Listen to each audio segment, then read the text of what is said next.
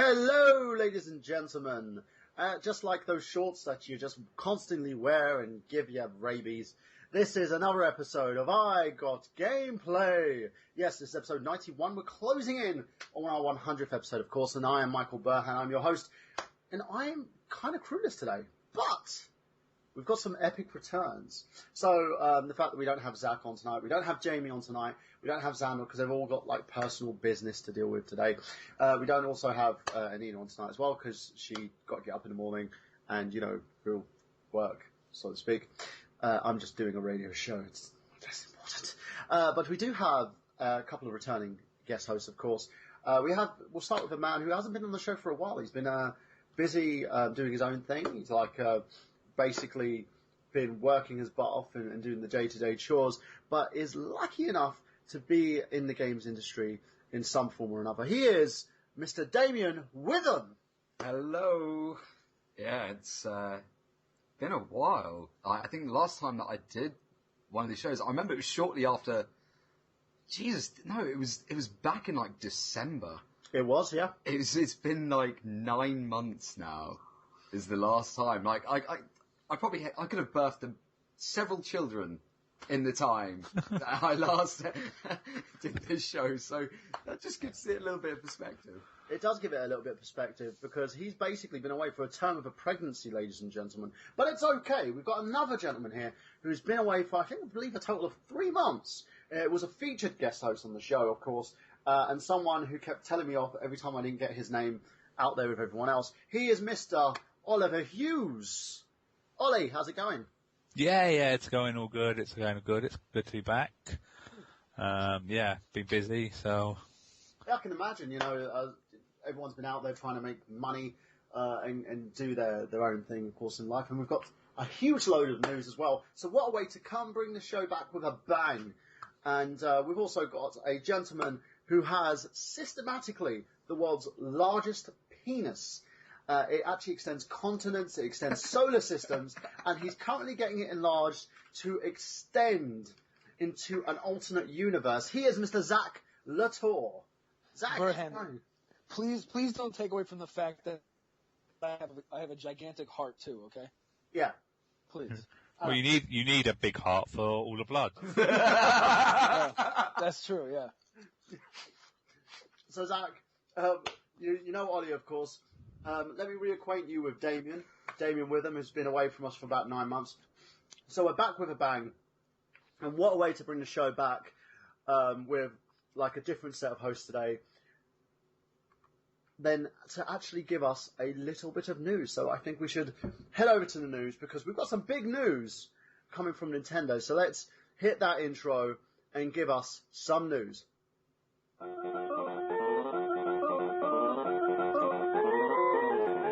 So, Mr. Zack Latour, what's in the news? I wanted to talk about this new 3DS design. I don't know if someone else was going to talk about this, but no, I think that's the greatest jump off point that we need to put on, because this new 3DS is actually going to make the old systems obsolete. Yes, I know, and that's why I have such a problem with it. When I read this, okay, let's start with this. When we had Nintendo, Super Nintendo, and N64 and GameCube, they came with ports on the bottom, because I feel like they were thinking, but they didn't exactly know it was going to come out. Yeah. First of all, why wasn't there a second analog stick on the first 3DS anyway? They made this stupid thing that you had to put the 3DS in. Yeah, they had that second analog stick that you had to connect to it, didn't you? But it was you had to go buy something new. Yeah, it was a Circle Pad Pro. Now, I've got a retort to that. I was speaking to Michael earlier about that. I was spoken to a Nintendo rep. I used to go to this Monster Hunter community thing, and which was Capcom kind of got interested in, and because of the deal with Monster Hunter, Capcom, and Nintendo, a Japanese representative who was quite high up in Nintendo came along to one of them, and I asked him the same thing. I was just like, why was there no second analog stick? Why did you decide to make just a peripheral for it instead? And it basically boiled down just to the ethos of Nintendo's mentality on everything that they do. He just said, we haven't changed what we've done with gaming for the last 20, nearly 30 years. And we just feel like we should stick true to what we do. And when you look at it, like, yeah, it may seem a bit kind of bullshit, but you look at it and it's true. Like, since the N64 is when, well, not even that, even you look back at the NES and the SNES, you know, peripherals were always a huge selling point for Nintendo. Like, you got the core system was good, but they'd always bring out something new and innovative that would be like, oh wow, I really need this. Now, in the Circle Pad Pro... That Circle Pad Pro was garbage, though. It was all right for some things. Like, the thing is that they left it up to the developers, much like what Microsoft did with the Kinect, is that they left it up to the developers to decide whether they were going to use it or not. Now, most of them were just like, it's too much hassle, there's no point. Yeah, they're mostly... Developers are extremely lazy when it comes to third party. That's why you had such, like, EA and Ubisoft had such an uproar when the tablet came up with the Wii U. Like, we don't want to use this fucking thing. You know, it's not more or less the fact that they can't develop games for it. It's that they refuse to because of this system. But the thing I've got a problem with, and I'm with Zack on this, it makes the other systems obsolete because it's going to develop new games that are exclusively for this new 3DS, the 3DS LL. They will not be playable or backwards compatible with the old style 3DS. And these include the Amiibo games. And I can understand they're doing this to innovate and renovate the system, to give it a fighting chance to expand, because they don't want to release a new system. They'd rather just keep with the same current model and just expand upon it a little bit more. But that means my current 3DS is obsolete, so I've got to spend more money to get this newer system in order for me to continue buying 3DS games, because eventually it won't support any games for that system at all. So the only thing I've got for it is probably some of the current gen games. We don't even know if the new Pokemon games will be released on the old system. Yeah, that's true. And I mean, I agree with you in that respect. Like, I think what Nintendo should have done is, instead of just expand on the 3DS and be like, okay, look, here's another 3DS that's slightly different and it's gonna render all the older ones obsolete, they should have just poured more time and effort into making a new handheld. Yeah. Like, I think, in all honesty, you look at it, like, you start with just the original DS. It's kind of like, when it's the same kind of transition. You look at the DS and you're like, oh, great, cool. And then you're like, oh, there's a 3DS coming out soon? Like, what's the difference? And the difference is that you can play the games in 3D. And it's kind of like, well, why can I not just play, you know, why do I have to buy a whole new system to play 3DS games when I'm not going to use the 3D functionality, which is what they did with the 2DS. In the end, they got rid of that functionality. But the thing is, though, the process was much faster. The gaming style, the games were a lot better on that system. So I can understand why they released the 3DS, but making another 3DS, an upgraded version, which makes the current one obsolete, is where the problem lies, because these systems are still over £100 each. Oh yeah, definitely. Right. So I don't know. In the States, for an XL, it's usually $150. Is that right, Zach? Yeah, around there. I guess on sale, because I think they're normally 200. So, but I think you can get them on sale normally for 160 or something. Right. So, looking at that, it means that Nintendo are kind of shooting themselves in the foot, because they're making those systems obsolete. So you can only get a certain style, a certain amount of games for that, and thus making these new games that are only exclusive to this new 3DS LL system.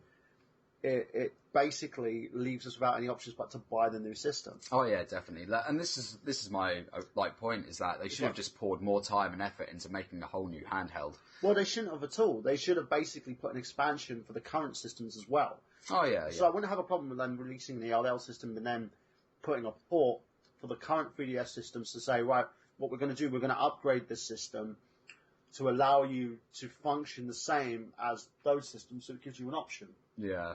Nintendo wasn't giving anyone the choice. But one of the things on there, it said that this new system is getting its own exclusive games, and one of them is Xenoblade that's coming to whatever the system is that you can't get on any other system. Yeah, so guess that out, yeah. Yeah, well, yeah, so it's like, okay, I remember when the 3DS came out and people weren't really buying it, and then people started buying it, and I remember hearing that the XL was coming out, and then people were like, well, I'm not going to buy the old system anymore because it's small, and I'm just going to wait for the XL to come out. And then the XL comes out, and then there's 100 different versions of the XL now, so people are like, maybe I'll just wait for a Pokemon one, maybe I'll wait for a Zelda one, maybe I'll wait for a Mario one. You know, so now it's like people buy this 3DS XL, which I bought last year. I bought the Zelda one, and now it's like, now that this new thing is coming out, no one is going to buy anything. They're going to wait. Everybody's going to wait on everything they do now when it comes to the 3DS, because it's like, why waste your money? If the new thing is able to play all of the other games, why wouldn't you just wait? Why would you buy anything? It's stupid. Like, if I didn't buy that Zelda 3DS XL last year, I would completely wait until this thing comes out. I hate this. This just brings up the anger of Super Street Fighter, or Street Fighter 4, Super Street Fighter 4, Super Street Fighter 4 Arcade Edition, Super Ultra Street Fighter 4. This is the shit that angers me. The same re-release of the same things when they could have from the beginning done one thing. Yeah, and it's kind of forcing people to upgrade, and that's the main thing here. It's not giving anybody an opportunity to have that, to allow that to sort of clinch the system itself. So it does annoy me as well. It irks me. Ollie, you've been quiet. What do you think about this? Well, to be honest, can you guys hear me? Yeah. Yeah. To be honest, it's the natural progression. Sony did it with the PSP. To the PS Vita, you can't play PSP games. There was massive, people were annoyed because basically it looks like the same console. But obviously they've got extra functionality with it, so people were cool with it. So maybe this new 3DS will be there'll be more functions on it to make it a different console. If it is literally the same console, just, I don't know, with different, kind of cartridges, so you'd have to get different games, and that's a rip-off. But if they've added extra to it, then they're just going down the same route as, Sony's done, and I've really got no problem with that. Well, look at the way that the Vita's selling, though. The Vita's not selling that well. It's not selling at all. Yeah, and now Sony's basically trying to make it a third-party peripheral for the PlayStation 3 and PlayStation 4 in order to basically increase its value.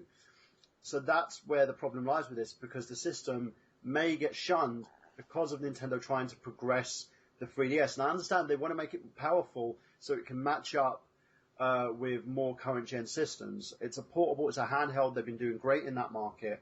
But the problem I'm having is the moment you start messing with something, and the moment, as Zach's pointed out, you've charged people for something, and then you make it obsolete. And this is not like they're switching to a new system. They're using the same system, but they're upgrading some parts of that system in order to make it more compatible with their new range. Yeah, sorry, I was going to say, what I think they're trying to do is, because Nintendo's been very kind of separate to both Sony and Microsoft, they've been kind of their own players. I mean, they've got a very loyal fan base that are kind of shunned by the other two console players. Yeah. But these fans will defend Nintendo to the grave. What I think Nintendo were doing is trying to kind of catch on to some of the Sony and some of the Xbox players. Like, come to us. We've got powerful consoles, which I think the Sony and Xbox players will look at it and laugh because they're like, no, it's still Nintendo. And the hardcore Nintendo fans will be like, what are you doing, Nintendo? You're destroying our dreams. We're going to leave you. So, well, one of our former hosts, who's been on this kind of sparingly recently, and he has his own YouTube channel, Just Sean, aka Happy Poke Gaming, I believe is what he calls the channel now. Sean Walker said that he thinks that they should have renamed the console, quite what Damian's basically stated here, because he thinks that by naming it the same console, people are going to get confused. Do you think that's the case? Yeah, definitely. I mean, like I said, if Sony would have come out with the PSP X or something, people would have assumed it's the same console. Because they brought out variations of the PSP, like the 300, the 303. Yeah, the 1000, the 2000, yeah, whatever as well. And yeah, but it's the same. People just clump all those together as the same console. It's the PSP, just more specialized, like more upgraded. Whereas Up from the PSP Go, which was the PSP shit. Yeah, because give them credit for trying. They attempted something new, it failed. Fair enough. They didn't continue with it. Mm.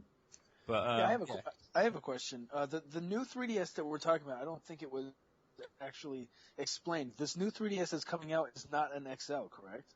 No, it's just a regular size 3DS. It's the same as the XL, but it's what they're calling it now is the LL, which is basically it's a similar look to the old style 3DS, but it's in XL fashion. I believe the screen's actually a little bit bigger.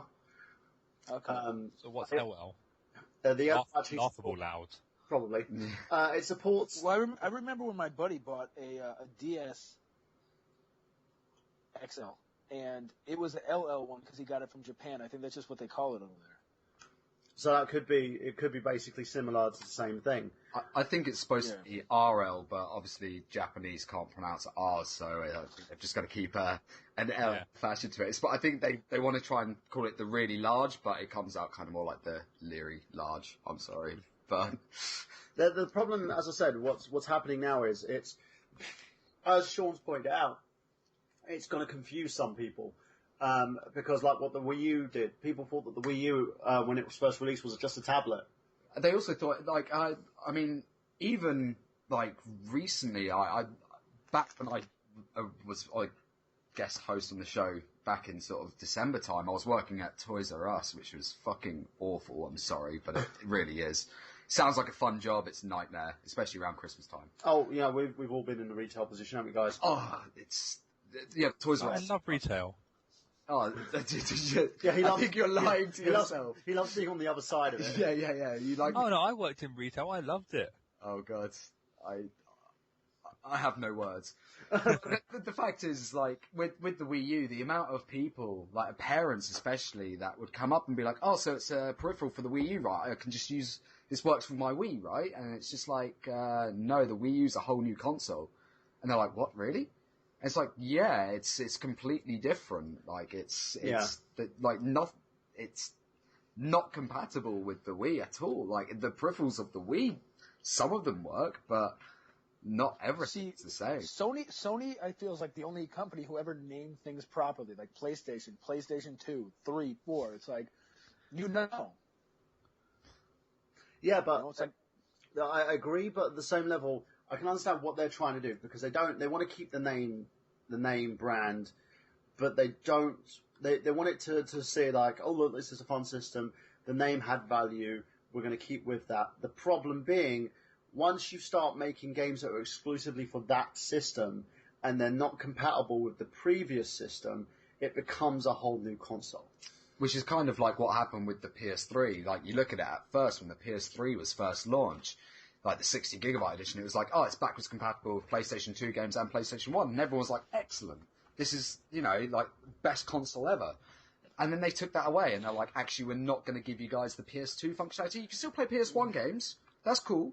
But we're going to take away PS2, which a lot of people still loved, and it was still producing games for it up until, just a few years ago? Yeah. If that, I think the last game came out, 2012, 2011, something stupid like that. It wasn't that long ago.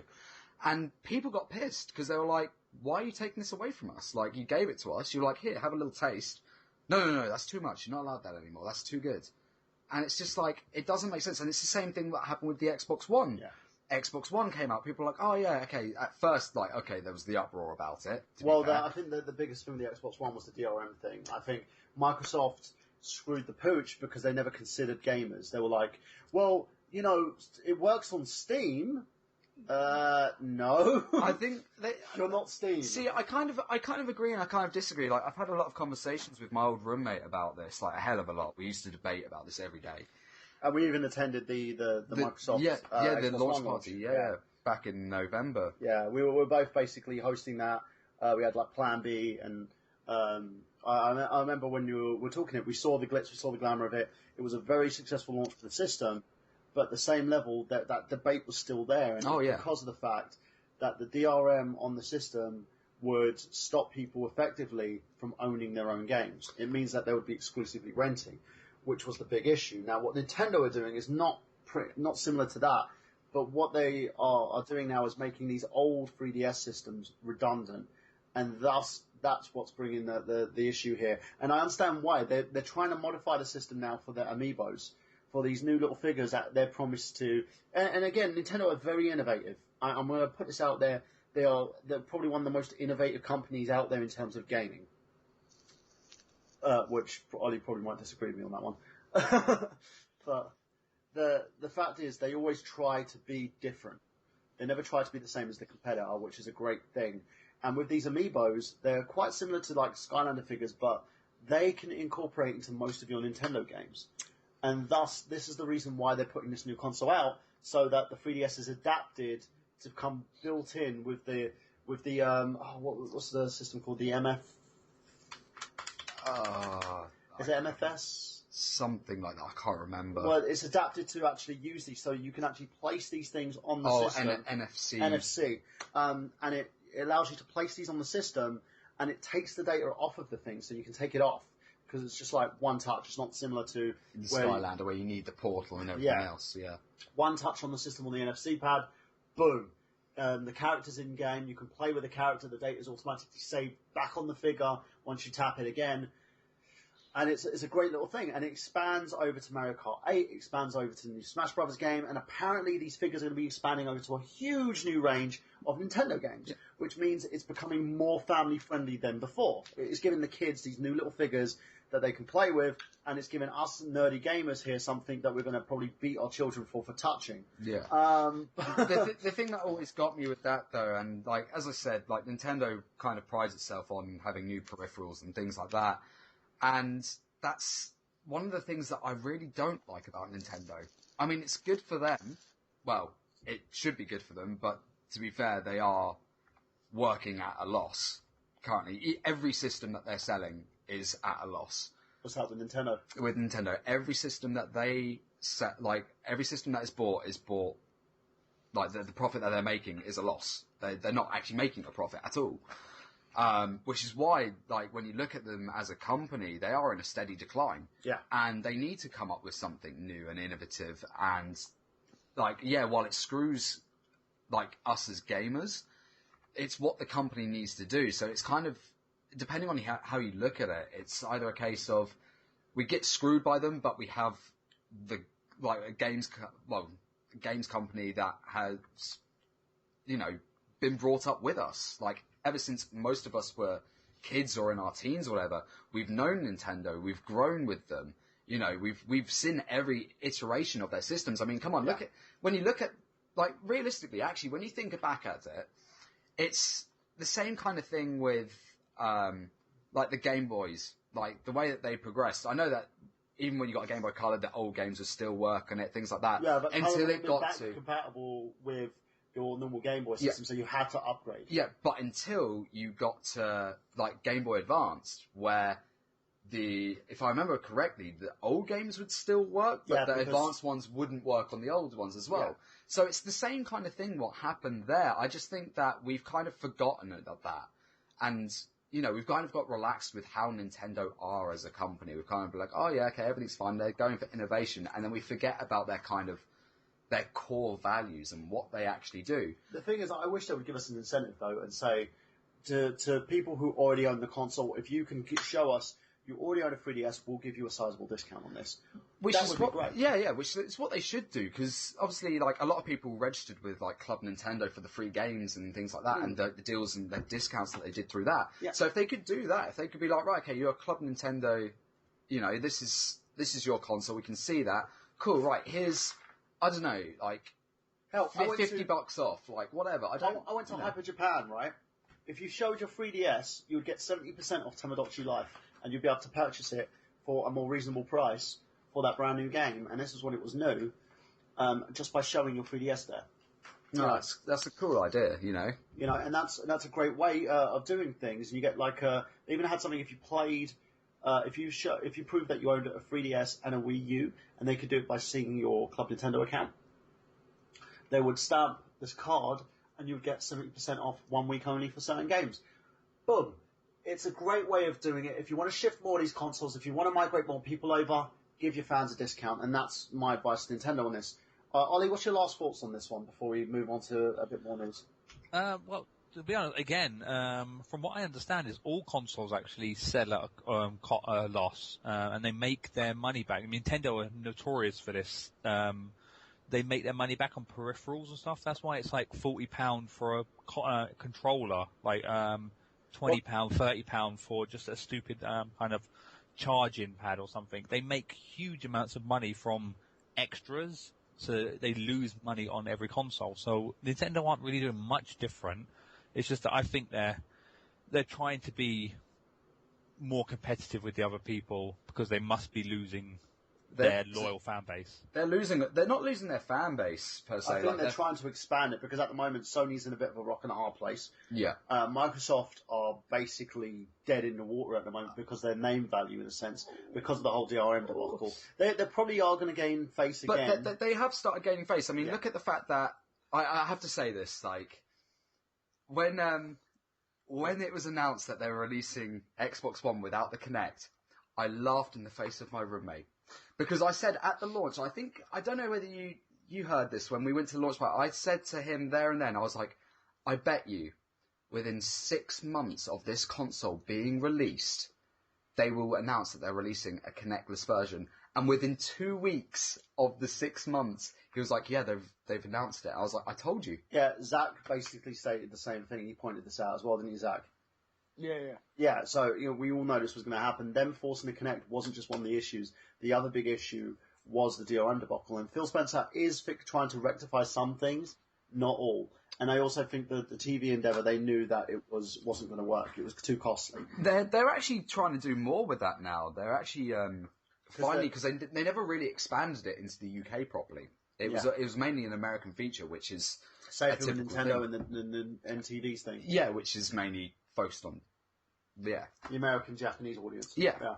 So, but I mean, the thing that Microsoft are doing now, which is kind of interesting, is they're getting to the stage where they're getting all the kinks out of the system. They're getting there slowly but surely. They're adding in a load of bullshit features, which, I don't understand why. Like, they're redoing the friend system again. Why they changed it, 3 months ago 3-4 months ago when Titanfall came out. And now they're changing it again. I think they're trying to compete with Nintendo's Miiverse system, which is kind of more fluid because you get to talk to people. It's not even that. They're actually kind of looking to revert back to more of a 360 style, which is exactly what I've always said that. If they just stuck with the core, how the 360 worked, they could have literally slapped the 360 dashboard and how all that works on the Xbox One, made it a little bit more customizable here and there, and people would have been happy with it. They would have been like, wow, this is amazing. In the words of Sean Walker, thank fuck. Yeah. Because he's continuously typing that as you're saying it. By the way, Sean's in discussing what's live on Facebook. If you want to join the conversation, facebook.com/IGotGameplay or facebook.com/Michael Burhan. You can tweet me at Michael Burhan and let me know your thoughts on this as well, guys. And you can call us on 718-664-9265. That's 718-664-9265. Now, Mr. Latour, your final thoughts on this? I don't know. It's like be more. I don't know. I just feel like my thought is be more innovative. Look to the future from the beginning. That people are gonna want a stick. As soon as it came out, I remember people were that didn't. At this point, why even release a regular size 3DS, a regular size? Release the XL. Nobody wants the original one anymore. So it's in my opinion, it's look to the future, like they did before with NES, Super Nintendo, GameCube, and 64. They all had expansion ports on the bottom, so they might not have known what they were going to expand it to, but at least knew they were going to expand at some point, or at least attempt to. You can say the thing of expansion is they give you that Pad Pro thing, but I don't know. It's I feel like people were more looking to the future back then, that something could be done with this, and now they're just put it out, and if we want something new, we'll just scrap the whole thing and start over again, make someone buy something new. Yeah, but that's exactly the point now I think Damian was trying to make on this as well.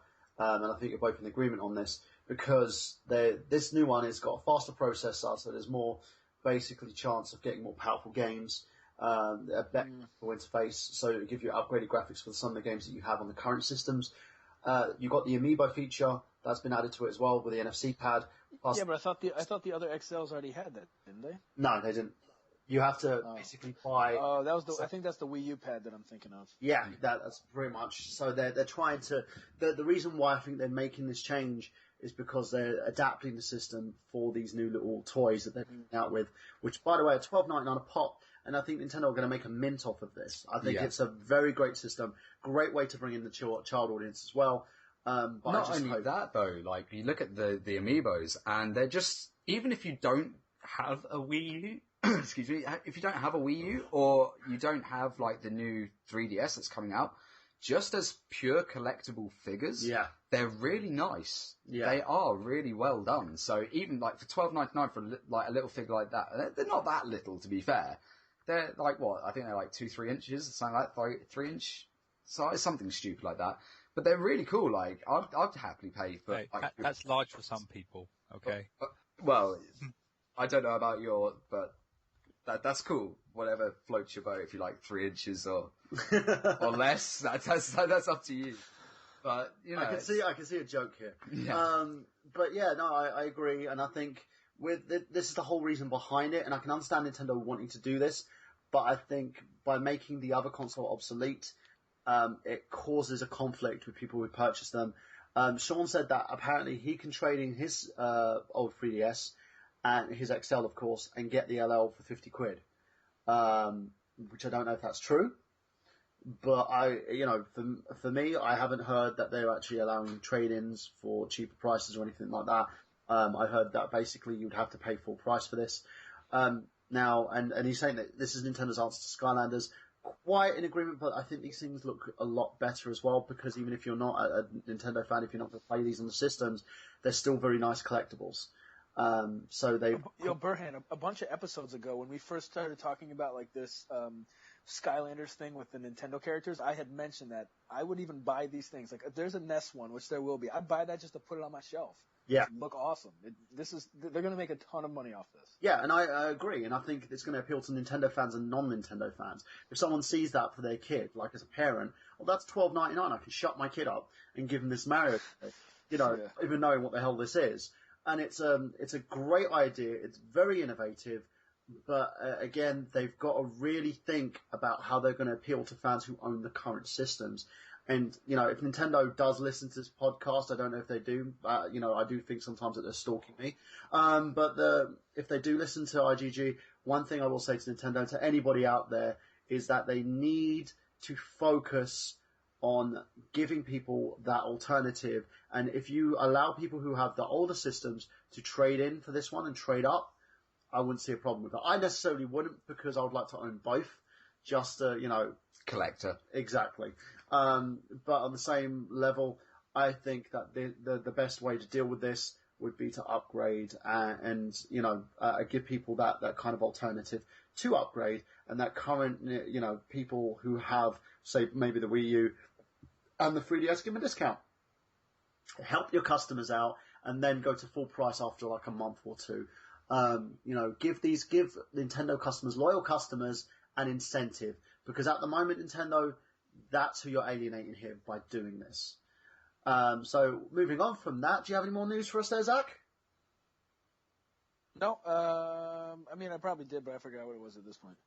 I'd just like to say, just one last thing about that, very, very final thing. How are you saying about the expansions and things like that on the old things? How many of you guys realised that the GameCube was one of the first consoles to actually have 3D TV support? Yeah, the peripheral they were going to actually put onto the system, though, was more expensive than the GameCube itself. Oh, yeah, they definitely. Scrapped it. Oh, yeah, definitely. But it's the fact that you're looking back at... When did the GameCube come out?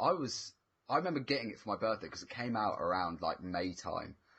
And that was, 2004, maybe? Something like that. Around about 2004. So you're thinking, I remember having hair at that time.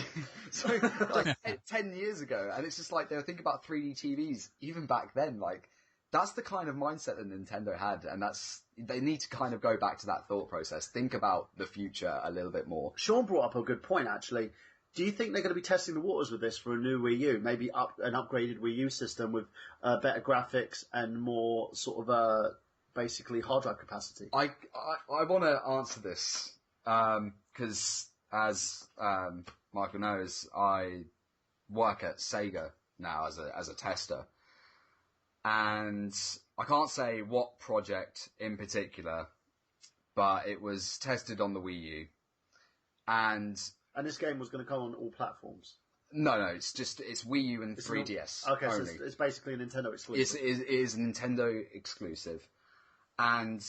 Now, the thing about dev kits is that they are more powerful than the standard retail that you get. They need to be for the fact of testing, and it has to have debug functions, things like that. So they are more powerful.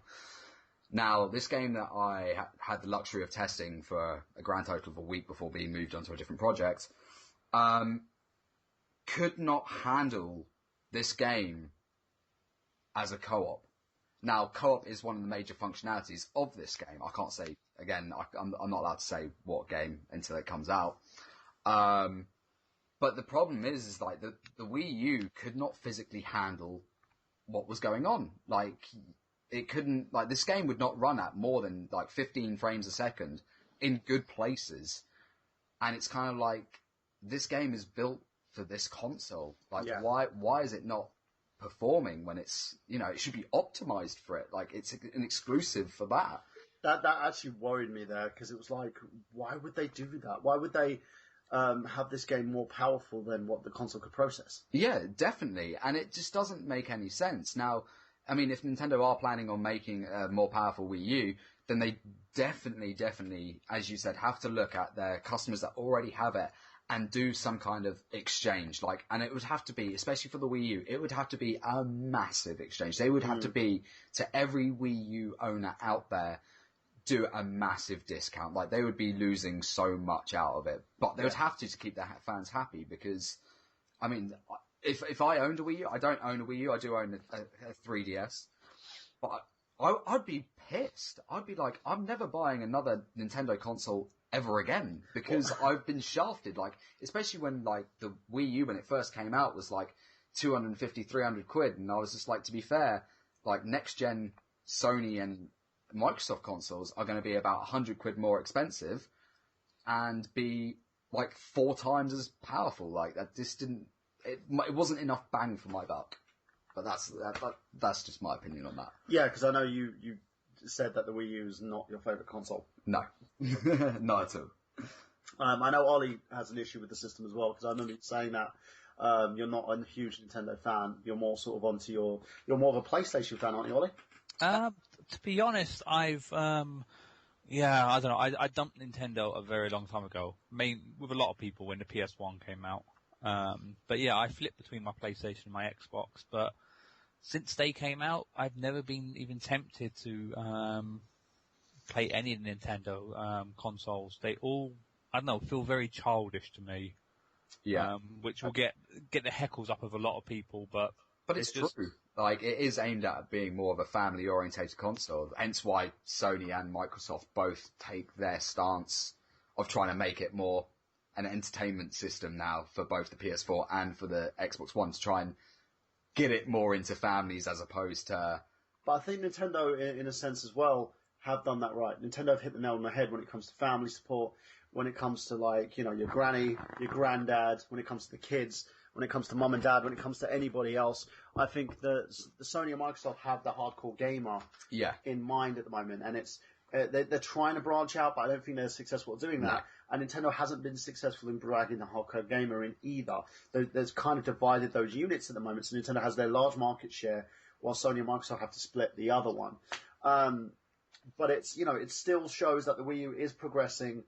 If they do decide to go this route and upgrade the console, I just hope they, if they do this, they'll need to, again, find a way to appease fans, because if they don't, Nintendo could be in for a huge battle, and a lot of it would just be due to their own ignorance.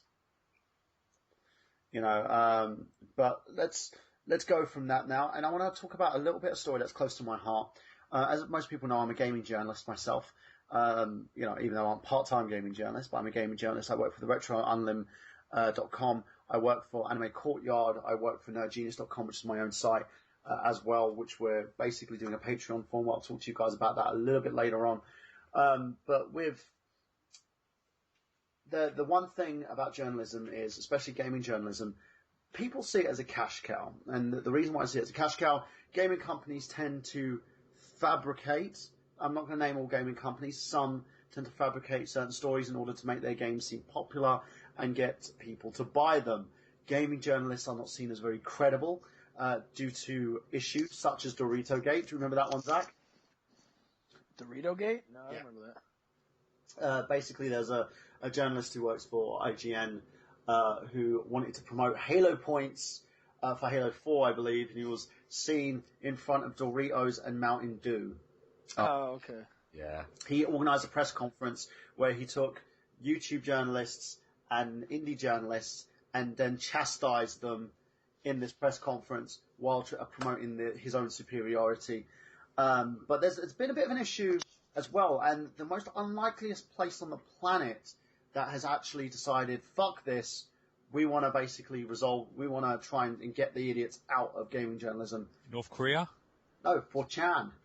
4chan, for most people, is usually places for regular porn images, your memes, where trolls go on the internet, and also a place where you're basically bound to get hacked and get a virus on your system. I feel dirty even just thinking about 4chan. I love 4chan. 4chan is amazing. I think you have some issues to resolve there, Zach. I'm sorry. I love it. I lost. It's increasing his blood flow in his penis and it's causing an earthquake. Well, Ollie, what I'm talking about is corruption in gaming journalism. And 4chan... It is. Sorry, I'll pass out for 10 minutes. 4chan basically are recruiting gamers via Facebook to out corruption in gaming journalism. Now, if you've grown up tired of all the BS that's been flung around lately and by the outlets of video game writers that you used to respect, and were quite a few that most people used to respect, including John Walker of Rock Paper Shotgun, Lee Alexander of Kem Sutra, you're probably a bit downtrodden with social justice warrior movement that basically makes gamers leave the gaming community. It makes no sense. It has no end goal other than to antagonize and intimidate, which is quite ironic, given the fact that we're all against harassment, trolling, and abuse, of course. But nevertheless, there's hope. Various communities from 4chan have finally stopped bickering amongst themselves, and they are working together to help all gamers alike. Now, originally, the thread started in 4chan's community section, but since 4chan cleans itself up every so often, they decided to go social. The community set up on a Facebook page called Corruption in Video Game Journalism, which I'll leave the link on the I Got Gameplay Facebook page if you want to go and check it out. I'm going to do that so after this cast, of course. They've collected tons of information, insults, harassment attacks, vitriol from supposed professional video game journalists to show the advertisers of the websites they work for in order to get ads and sponsors pulled. 4chan is going for the kill, and they need your help. They want you to bring game journalism to its knees, get rid of the corruption and the unscrupulous folk that are tarnishing the hobby that we all love. Now, let's get one thing straight. Before going any further on this, no sane person in the game community supports harassment, abuse, or any kind of like rape or death threats, of course, because we're all against that. Well, unless you're a Call of Duty player. Unless you play Call of Duty. But there is a small minority of trolls who will drum up the flames and pour gasoline on already lit fire in order to get certain individuals and groups riled up enough to react. The problem is, when they react, they do so actually by harming the image and damaging the cultural community of video games, by antagonizing the entire industry and labeling anyone who doesn't adopt their creed as misogynistic rape apologists. You know, people like Sarkeesian. There were some even going for the label of other females as superporting misogamy because they didn't completely convert to the fascist religion of social justice warriors. But we need to stay focused. To the task at hand, corrupt journalists, they're the ones feeding this tainted misanthropy of narrative about game culture. It has nothing whatsoever to do with achieving equality or anything in terms of bolstering female presence in the gaming industry. None of that at all. Now, by supporting the fine young capitalists instead of finding a way to attack and ridicule the movement, they will basically get this accomplished. Now, so what we're going to do, as I said, I'll leave an article on nerdgenius.com. I'm going to put the article on facebook.com/IGotGameplay to support this. Now, if you're tired of the way that gaming journalists have been acted, if you're tired of the way that things have been going in this industry, it's time to speak up and it's time to get the movement going. And by making sure that you name these names, you out these assholes, eventually they'll be forced to clean up the gaming industry. Zach, what's your thoughts on this? You know, I've noticed a lot of this. What was the stuff that we had talked about a while back where like Microsoft and Machinima were paying people to give positive reviews? Yes. Basically, Machinima put out a advert to a kind of a message to all the YouTubers to say that they would get a little bit of extra income if they promoted positive reviews on the Xbox One. Yeah. The thing is that with like Machinima anyway, like Machinima are just, I wouldn't touch them with a barge pole. Like, I know so many YouTubers that, like, just trying to break their contract with Machinima is just, like, a ball ache. Like, you may as well fucking castrate yourself there, dangle your balls around your ears, do a little merry dance, and hope that you're going to be able to break that contract, because they're dicks about it. So, to be fair, I don't trust Machinima as far as I can fucking throw them. Do you trust them more than 4chan? No. No, yeah, exactly. Just because 4chan is a bunch of trolls and weirdos doesn't mean they're not truthful. They like to troll people and do stupid stuff. The best kind of truthfulness is through trolling anyway. Like, realistically, like, you troll someone, and it's because they've said something that's retarded, and it's kind of like, well, now we're gonna rip you a new asshole over this, and we are gonna troll the shit out of you until you realise how wrong you are. So there's always truth behind trolling. I'm sorry, but there is, you know.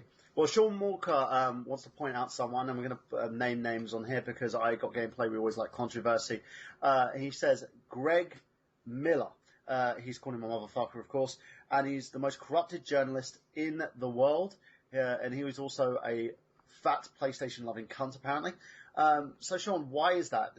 You know, give us an answer on that. Let me know why you feel that the guy is that corrupt. Can you give us an example of what he's done to, you know, deem him your scorn? Oh yeah, Ghost Robo as well. He's naming Ghost Robo, who was paid by Xbox to say nice things about their system. Wait, can I weigh in? Can I weigh in here for a second? You go for it, Ollie. Yeah, I don't understand why people are getting so up themselves about this. You look at any journalism, you look at any national newspaper, they're being paid by certain companies, by certain political movements to go for their thing, to promote them. Yeah, you look at a news story, and there'll be 100 different versions of the same story because each newspaper has got their own interests, same as all of these journalists. Yeah, yes, gaming journalists will kind of Yeah, can be corrupted, but there's been a story quite recently where a gaming dev slept with certain gaming journalists, not naming names here, in order to get her game given great reviews. okay, and that's not happening everywhere else. Why are you getting? I'm not getting uproared about this. The thing is, I've always believed that gaming journalism needs to be cleaned up because it's not what it used to be. You know, old green mare, she ain't what she used to be. Ain't what she used to be. You know, it's not going the way that it used to be, and a lot of it is due to monetization. Or the corruption is more visible now. Yes, it's become more visible. That's all it is. It's always been there. It's just more out in the open. There's journalists who, because their name's been dropped, working with certain game companies. I know there was a huge thing going on with THQ, and a member of a gaming journalist who basically said she worked for THQ, so she gave, I think it was Deus Ex, Human... no, that was Squeenix. Squeenix, that was it. That was Squeenix. And she gave Deus Ex a glowing review in the Sun, and she was called out on it because she sent out a tweet about like one of their games. She said that she's not corruptible. Boom, they found the article on it. Boom, they found on her LinkedIn page that she had a glowing reference from them, and you know she threatened to sue them. So the company behind it took it down. So there's huge issues here in the fact that gaming journalism is basically becoming so corrupt that they're not even hiding it anymore. The problem is it's making us look bad. It's making the gaming industry look bad. Zach, well, you know, as I said here, do you have any other opinions on this, or do you think that is it about time that this needs to happen, or do you think 4chan should be doing this? Because it's, as I said, it is kind of trolling and manipulating here. No, one thing you have to understand about 4chan is that they're always out to get to the bottom of things that they feel like is wrong and that they can get to the bottom of. They've done multiple times. I'm trying to think of one off the top of my head and I can't, but I know that they've done this multiple times where they have asked people to help out and they've done these things like, let's get down on the bottom of this and done it. So Ollie was saying that, yeah, this is done in media everywhere, and I agree it's done in media everywhere, but you have television that's been around for so long, and it's so, it's so horrible how corrupted it is and how people, cover everything with money. But in like video game talk and reviews are like the last thing gamers have that they want to be able to, put their trust in. It's like, when I watch someone like JonTron, if he were to, review something and say it's amazing, most of the stuff that I've seen, I would say, all right, yeah, well, I mean, I trust his judgment. If I watch Zero Punk and he said this game is awesome, I'll trust the guy's judgment. If I were to find out later that they were lying, or not lying, but just, saying something different just to get paid extra money, I would stop watching their channel immediately. I mean, these are the people who I trust because I watch them. I don't trust 100% people, stuff like that. People who get paid online, I don't know if I trust them. But the thing of it is, much like YouTube, where you look up one game, there's 100 different videos on it, so you can take your pick of which one you want. If you want ones that are bigger and could possibly be being paid for it, you can find those. If you want ones that have 100 views, with the guy's the master at the game, then you can watch that one. Okay. I just feel like this is one of our things. This is just one of our things where it's like the last things that we have left. It's not, that doesn't have to be, exposed and thrown money at and all that kind of stuff. So what do you think, Ollie? Do you think this is just everyone blowing this out of proportion, like you were saying? Yeah, I honestly think this 4chan thing are just trying to rile people up for a cause to kind of keep themselves in and kind of publicize themselves. So I don't think 4chan cares at all about publicity. I really don't. Yeah, everybody on there is pretty much anonymous. Yeah, they're basically a cesspool, and actually one of the groups like Anonymous, as what you were saying, they kind of go through those forums. It's kind of a. Well, I don't even mean just the group Anonymous. I mean almost everybody on there is literally anonymous. They don't they no, really don't care. But let me give you a nice little example, and I've brought the story up. Game dev Zoe Quinn, she was a developer who made a game called Depression Quest. She gained huge critical acclaim for the game by journalists. A few days ago, her ex-boyfriend created a Tumblr blog revealing that she had cheated on him with at least 5 people. Who cares? Including journalists such as Kotaku's Nathan Grayson, along with being an all-around horrible human being and lying and manipulating, etc., etc. Now, this is basically 2 people airing their dirty laundry online, which usually happens. Now, people began speculating that she had bought her game acclaim by having sex with gaming journalists. They made several big contacts along the way as well, so she basically slept her way to the top. And again, I'm going to point this out, guys, as rumor here, because we don't have her defense on all this. We do know that she did actually get Google to take down the majority of articles on this. So the article in question has been blacklisted by Google because she threatened a lawsuit on the whole matter. Now, after that, her Tumblr got hacked and her personal information was doxed. And a lot of evidence surfaced that she had faked this hacking and doxed herself while blaming 4chan and try to make herself a victim over this to gather sympathy. I'm sorry, but what a twat. You fucking deserve anything that you get.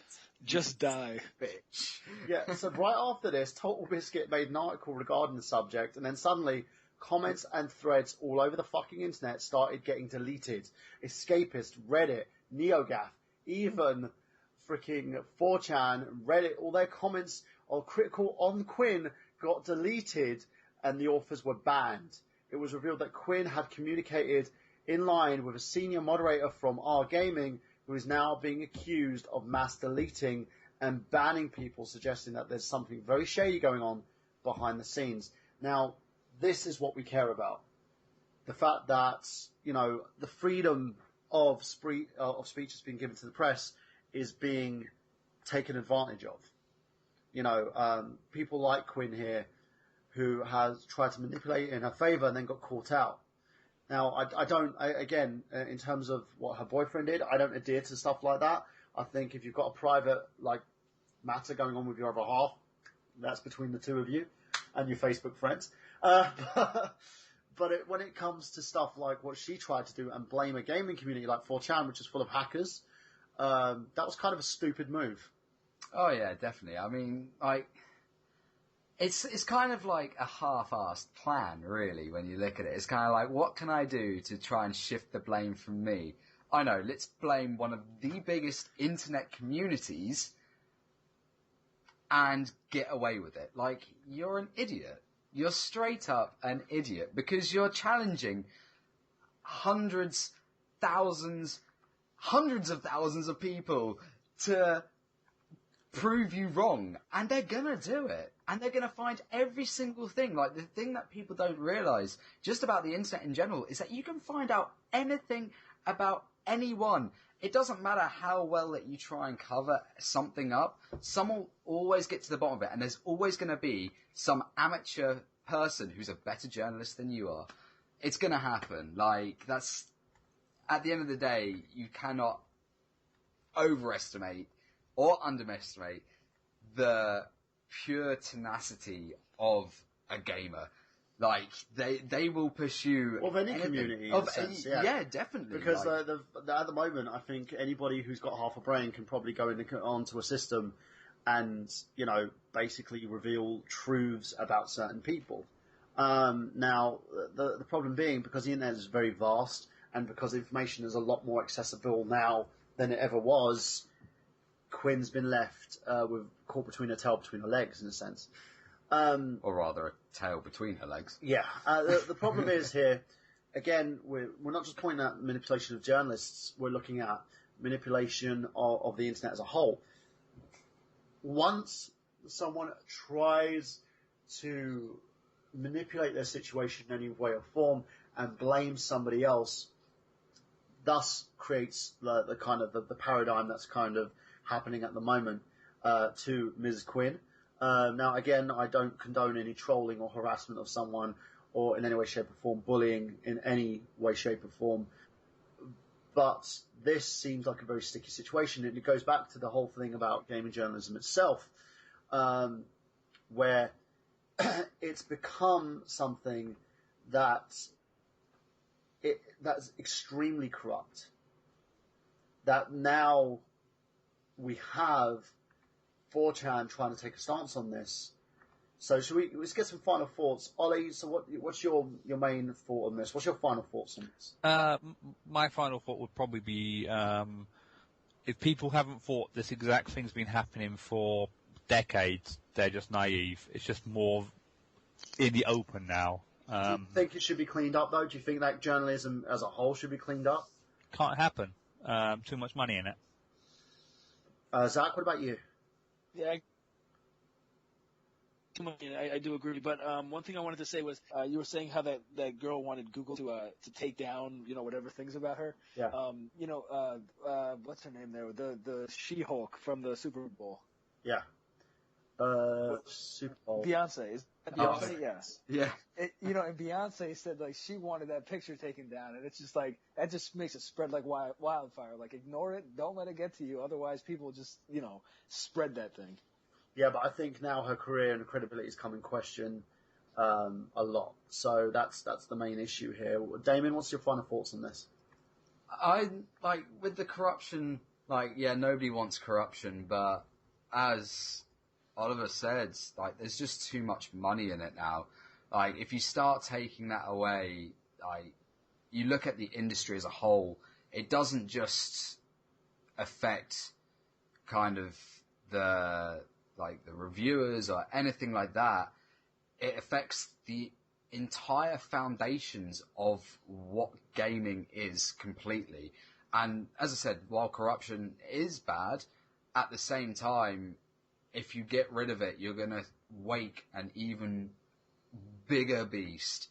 And that's going to be, you know, 1,000,000 times worse than having just game reviewers, whatever, being bought out. You know, you're gonna find that a lot of your favorite companies and developers, you might not see so many of their games that you love and enjoy as much anymore, because if they're not getting those kind of more positive responses, they're not gonna want to carry on with those IPs. They're just gonna be like, nope, well, this is obviously not doing as well anymore, we can't do anything about it, let's stop. Yeah, but if a game is garbage, it's garbage. I mean, so what? Everybody's just supposed to say it's great, so they make more of them. If it sucks, it sucks. Sorry, make a better game. Yeah, but I mean, I suppose it appeals to the fans as well. I mean, that's the thing as gamers as a whole, is that we are all so different that one person's game might be the fucking dog's bollocks and be the best thing ever, and to another person it could be the shittiest thing that they've ever touched. Well, it's like one person's Mario could be the next person's Call of Duty. Yeah, exactly. No, I agree, and that's the big thing here, guys. It's in terms of the industry as a whole, that's what happens. And yes, Sean actually hit the nail on the head here. Phil Fish, enough said. For those who don't know, Phil Fish has basically gone on the internet ranting about the fact he feels that gamers owe him money for everybody that's played Fez on YouTube, and that he feels that the gaming community itself is to blame for Fez 2 not coming out, and that we should all go fuck ourselves. So that shows a gamer in their own, a game developer in their own right, kind of digging their own grave. I could just picture him just like saying all that shit and just digging into the ground. Oh yeah, as he's doing that with his nice little shovel. So as we move on to that, I've got some funny news. The arrest of Jackie Chan's son leads to a viral video game. What? Troubled Hong Kong actor JC Chan, more famously known as the son of martial arts legend Jackie Chan, has starred in a new video game after being arrested on drug-related charges. So, apparently this is from the BBC.com. I'm sorry, but he's called JC Chan. JC Chan. And his father is Jackie Chan. His initials are JC. Yes. So, is his name actually... No, it's Jaycee. So but JC. do you think that he wanted to be called Jackie Chan? I'm confused by that. He's been... I'm sorry, but that's... What? Right. But the game itself in question, this is what BBC.co.uk on .com has basically said. JC Chan, more famously known as the son of martial arts legend Jackie Chan, has starred in a new video game after being arrested on his drug-related charges. The game's called National Search for JC, and it's spread like wildfire on popular Chinese messaging app WeChat. The game is available to play online and has been accessed for more than 60 million times since being released on Tuesday. The aim for the spot JC amongst the sea of pictures of Keiko, a Taiwanese movie star who was arrested in part of the same operation. It's a great shame about his career, but the fun playing the game, it seemed pointless, but proved to be very addictive. One WeChat user said, "Spot JC, it's harder than finding Wally," said another. So there you go on that one. And last but not least, in another little bit of news, some positive Wii U news. The Wii U has sold over 7 million worldwide to date. So in terms of the console itself, it seems that it has picking up steam. And also there has been rumours about a new Devil May Cry game. Now, the reason why the topic's basically tonight is a Devil May Cry retrospective is because Devil May Cry 5 has been rumoured to be announced by Capcom. Now, what this game has been told, it's going to be a sequel and will continue the Devil May Cry franchise instead of a reboot that Ninja Theory had planned, a second game that they had planned, of course, because Capcom have decided to take reins after many complaints by basically their fanfare. Now, Capcom was not seen in a very good light by gamers alike. You know, they've been seen very negatively by gamers due to their practices such as doing games as download only, which me and Zach have conversed about previously on I Got Gameplay, and also basically like doing things like discontinuing Mega Man games when they were near to completion, you know, and ousting Kenji Inafune as well.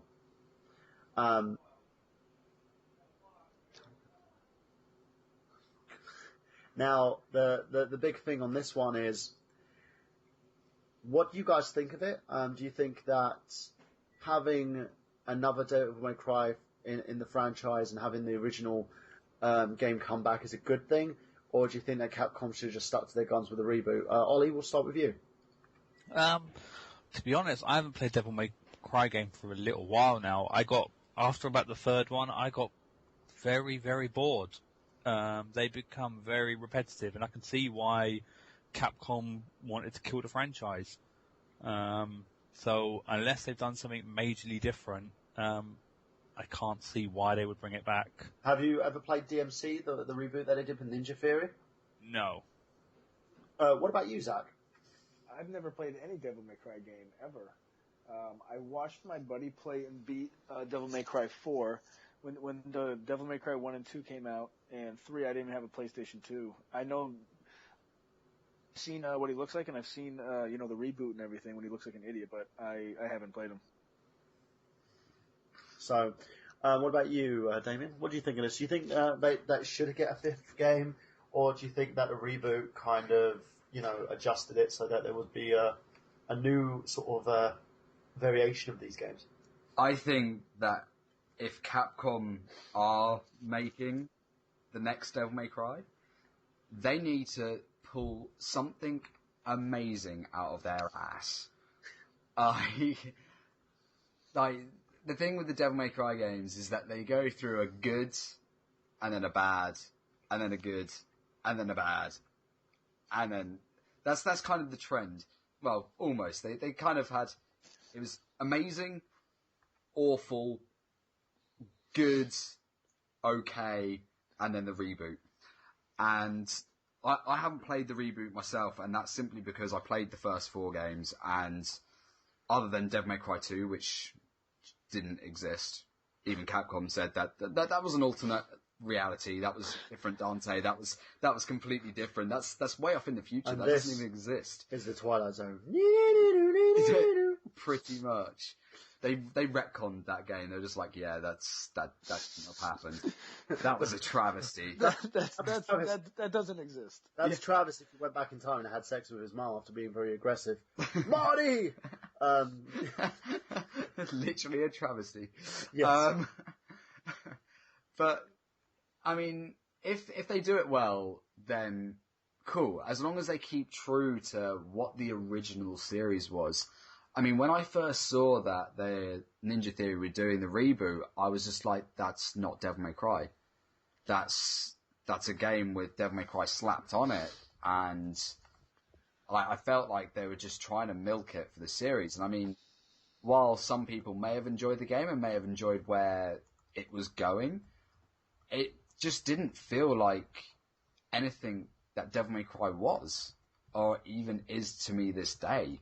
I remember back playing the demo of Devil May Cry 1, which I got with, I believe it was my copy of Monster Hunter on the PS2, back in, when was it, like 2001? Something like that. And, I played it and I was like, this is amazing. Like, it was dark, it was gritty, it had all the right punchlines. Like, Dante was funny. Like, he'd taunt his enemies just by sheer sarcasm. And it was just, it was a brilliant game.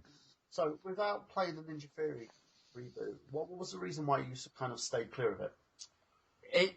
Everything had changed. Like, it just didn't have the core values anymore. Like, even the way that the enemies were formed, the story had completely changed as well. There was just nothing, there was nothing that held it true to the original DMC series. And they did mock it as well, because they did the bit where he had the white wig on his head and then you threw it off. Yeah, exactly. They kind of took everything that the game series was and was just like, yeah, we don't like that. We're going to change everything. We're going to make everything different, but we'll keep the same names because people know those names. And they'll be able to be like, oh, okay, I can kind of see what they're doing, but the minute that I even saw the trailers for it, I instantly knew that regardless of how good the game actually was, I wouldn't enjoy it because it's not the Devil May Cry that I actually know. It's not the Dante that I know, and it's not the enemies that I know. It's just at its core, it was completely different. It's kind of like Castlevania Lords of Shadow, really good games by themselves, really good. But the fact that they slapped Castlevania on it was kind of like, you're trying to appeal to the fans and you've gone and fucked up. Okay, I can understand that, and I think that was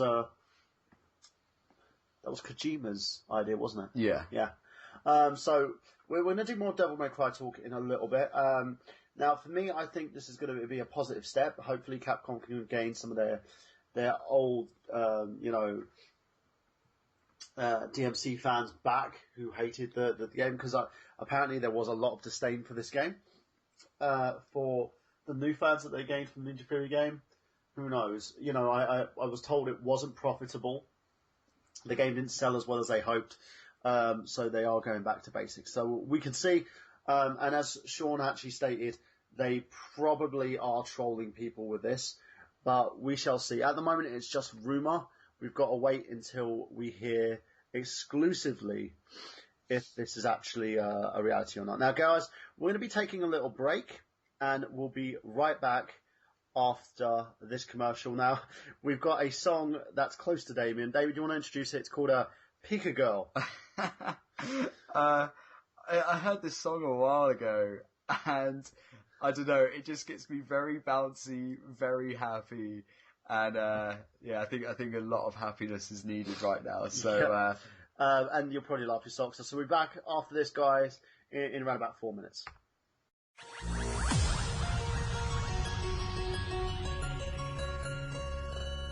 I wish that we were on TV, just like in Pokemon. You'd be a Pika girl in the Poke world. Yes, life would be so fun. I'd be a trainer boy, and I would make the choice to go and search for you. I'd throw my Pokeball, and I would catch them all. You'd be my Pikachu. You're my Pika girl in the Poke world. Oh, I want the gym badge, but you want my heart. Pika girl in the Poke world, and now that I got you, we can never part. The Pokeball in my life's open for you. You're my Pika girl in the Poke world, just like a Pokemon.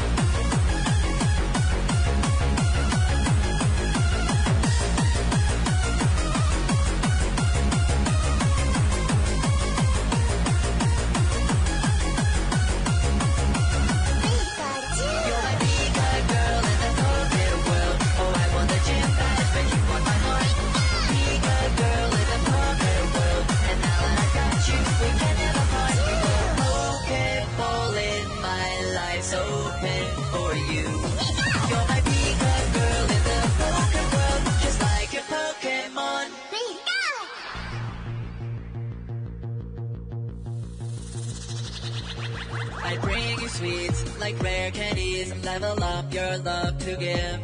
And then you choose right then a sweet kiss TM. Super effective. Not even the Elite Four could stop us evermore. Together we can fall. Our bond would never break, and there'd be no mistake. Our love would conquer all. You're my Pika girl in the Poke world. Oh, I want the gym badge, but you want my heart.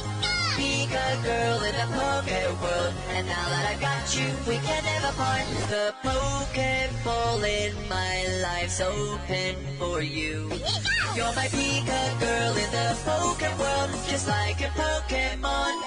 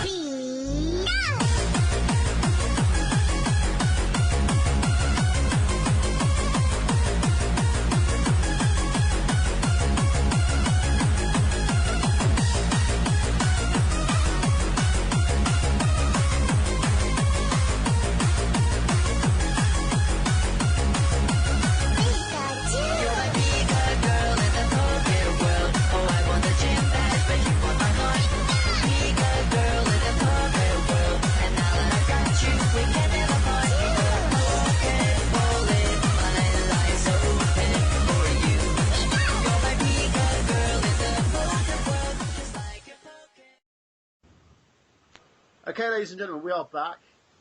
Myself and Ollie here. Damian's popped over for a little break. Zack's left us, so I'm going to promote Zack and his YouTube channel. That's Zack Latour. And his channel was Getting Your Nerd On, dumpster diving.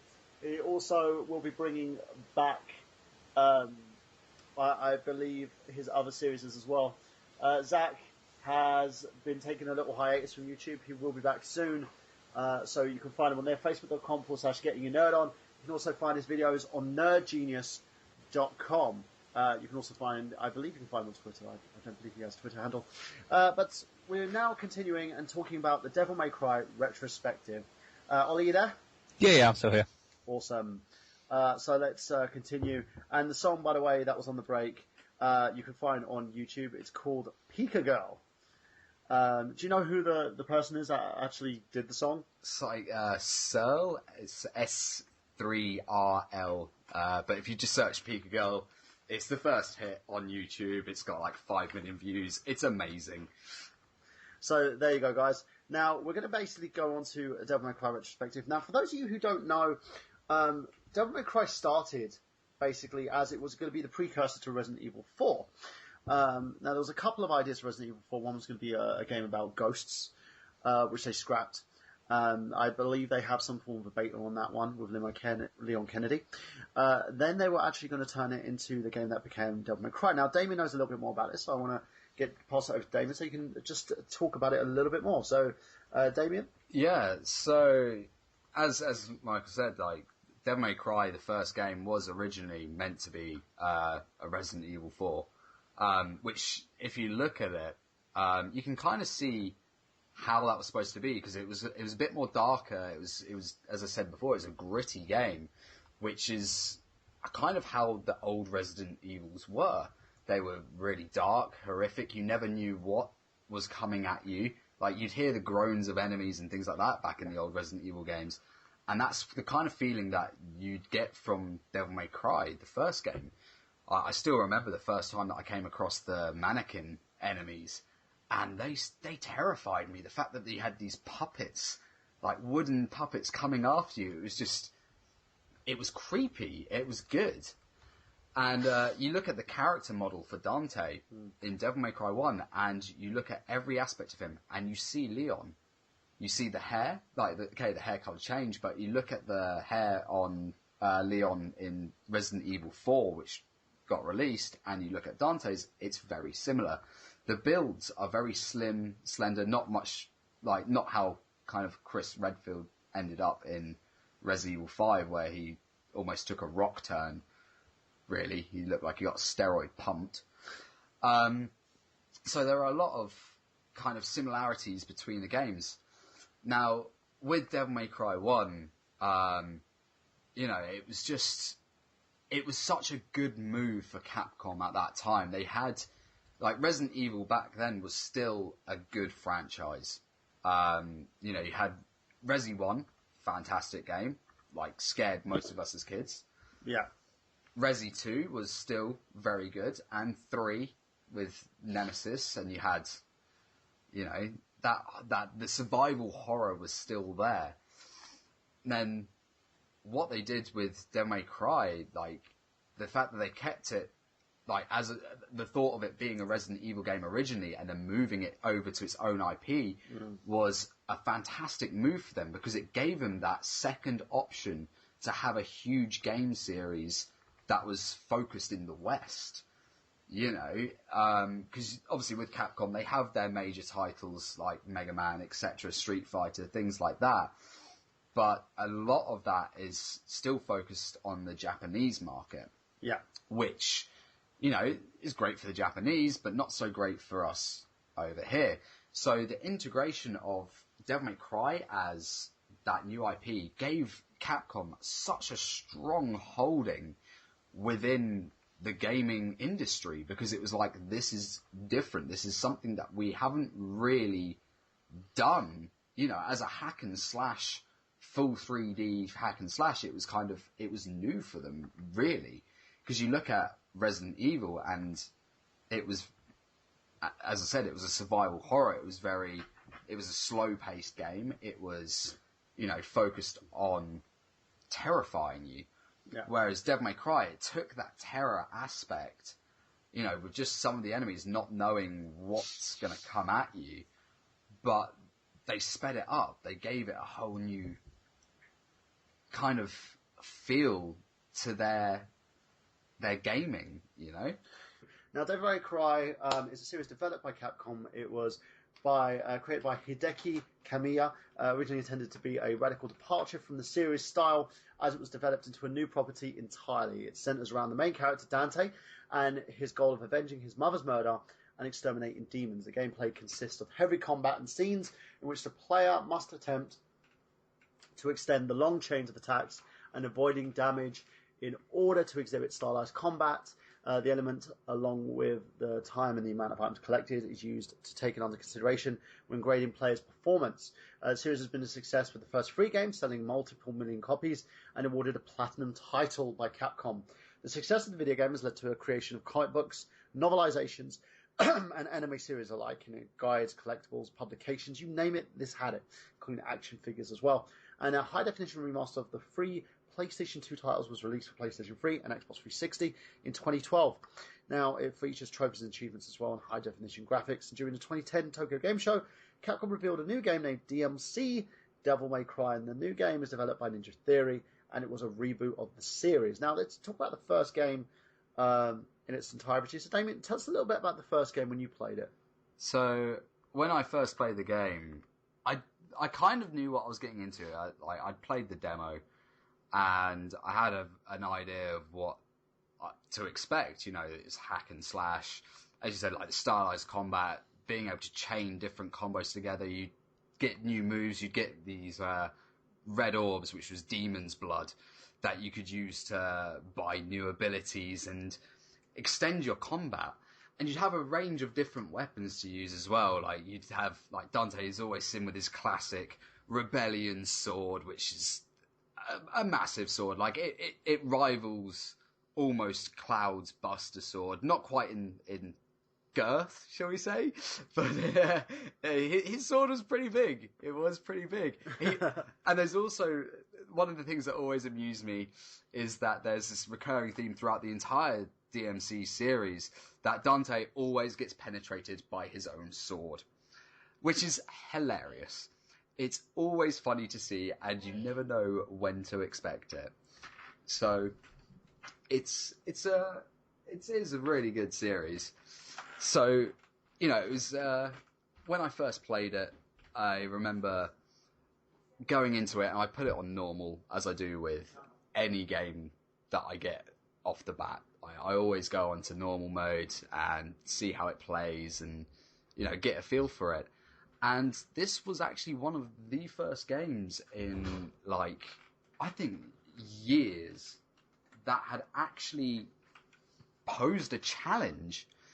Like, the first few areas were, relatively easy. You had your basic enemies, like the mannequins, which I loved the models for because they were very, very well done. Like, props to Capcom for getting that kind of jerkiness to it. Now, that seems kind of weird saying, well, it can't be that hard to get like a jerky character model. All you have to do is do some bad coding. But actually, it's harder to do something intentional than it is to do it unintentionally. Yeah, because it's more like high stylized kind of combat in the game itself as well. So it's more faster paced than you would see in the Resident Evil games, which were kind of more slow paced. Yeah, you would have kind of expected the unexpected, but this time it's more sort of quick hack and slash, get in there, get out, and get busted. And it's learning like how to dodge and roll, which is kind of what they took from the Monster Hunter series as well, is the whole dodging, rolling, making sure that you're not getting hit. And basically my favourite phrase that has ever been created for hack and slashes is like whenever anyone asks for tips on how to beat something, it's, well, the obvious. Hit it till it dies and don't get hit. And Devil May Cry took that to a whole new level because it was so quick. You had quick changes between using ranged attacks with your dual pistols, Ebony and Ivory, and then switching over to your sword, which, you start off with the Rebellion, and then shortly after you get Elastor, which was this lightning blade. It was epic. Like, you see the scene when he first gets it, he goes to grab the handle of it, and this thing just pierces him through the chest. Now, Dante is a half demon, which, you know, his father, Sparda, was a demon lord in hell who decided to revolt against the demons themselves, which is mentioned in the very first game. And his mother, who was murdered, is human. So there's this kind of like backstory of this kind of unholy union between a demon and a human having this relationship.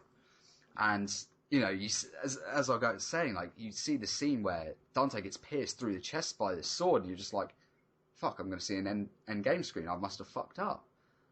And then all of a sudden you see him just raise up and pull himself through the hilt of this sword. And this hilt is like the length of your torso. Like, this thing is a beast. And he just wrenches himself through and carries on just like, yeah, I am a boss. Like, I am a badass.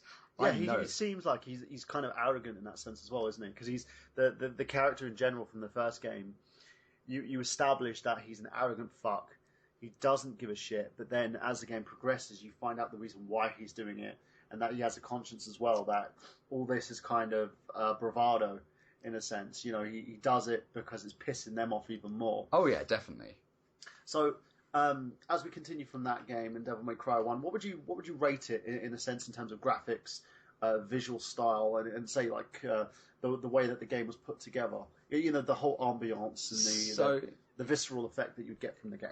So when the game was first released, like, it was stunning. Yeah. Everything just ran so smoothly.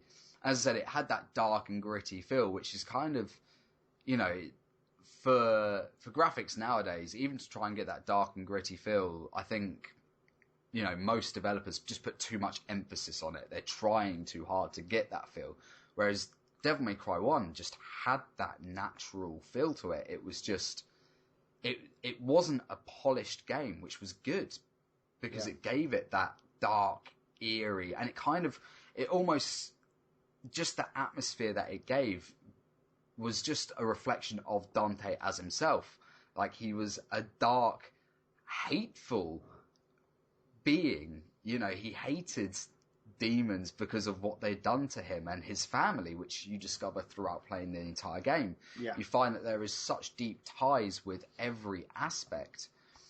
So, like, the actual story itself is fantastic. And graphically, compared to today's standards, isn't great, but looking back at 2001... Yeah, it's the PS1, and that was PS2 when it came What was out. it, PS2? It was PS2. PS2. Yeah. So but you still had a company that was kind of using, because it wasn't too far from the PS2's start, wasn't it? Yeah. So it was kind of blocky. It wasn't very sort of sharp. It was grainy, I think, is the best way to do it. It kind of gave it like an old movie feel, which was fantastic. And it had a lot of like FMV sequences and stuff as well, to help sort of flesh out the story. I mean, the FMV sequences were all, as far as I remember, apart from maybe a few, were all done with in-game graphics as well. They didn't decide, actually, we're going to put in a proper FMV where we're going to give like high-res shots. Other than, I think, maybe a couple towards the end of the game, they decided to stick with just in-game graphics for each of the cutscenes, which I thought, again, was a fantastic thing to do, because it didn't give you a kind of a false representation of what the game was.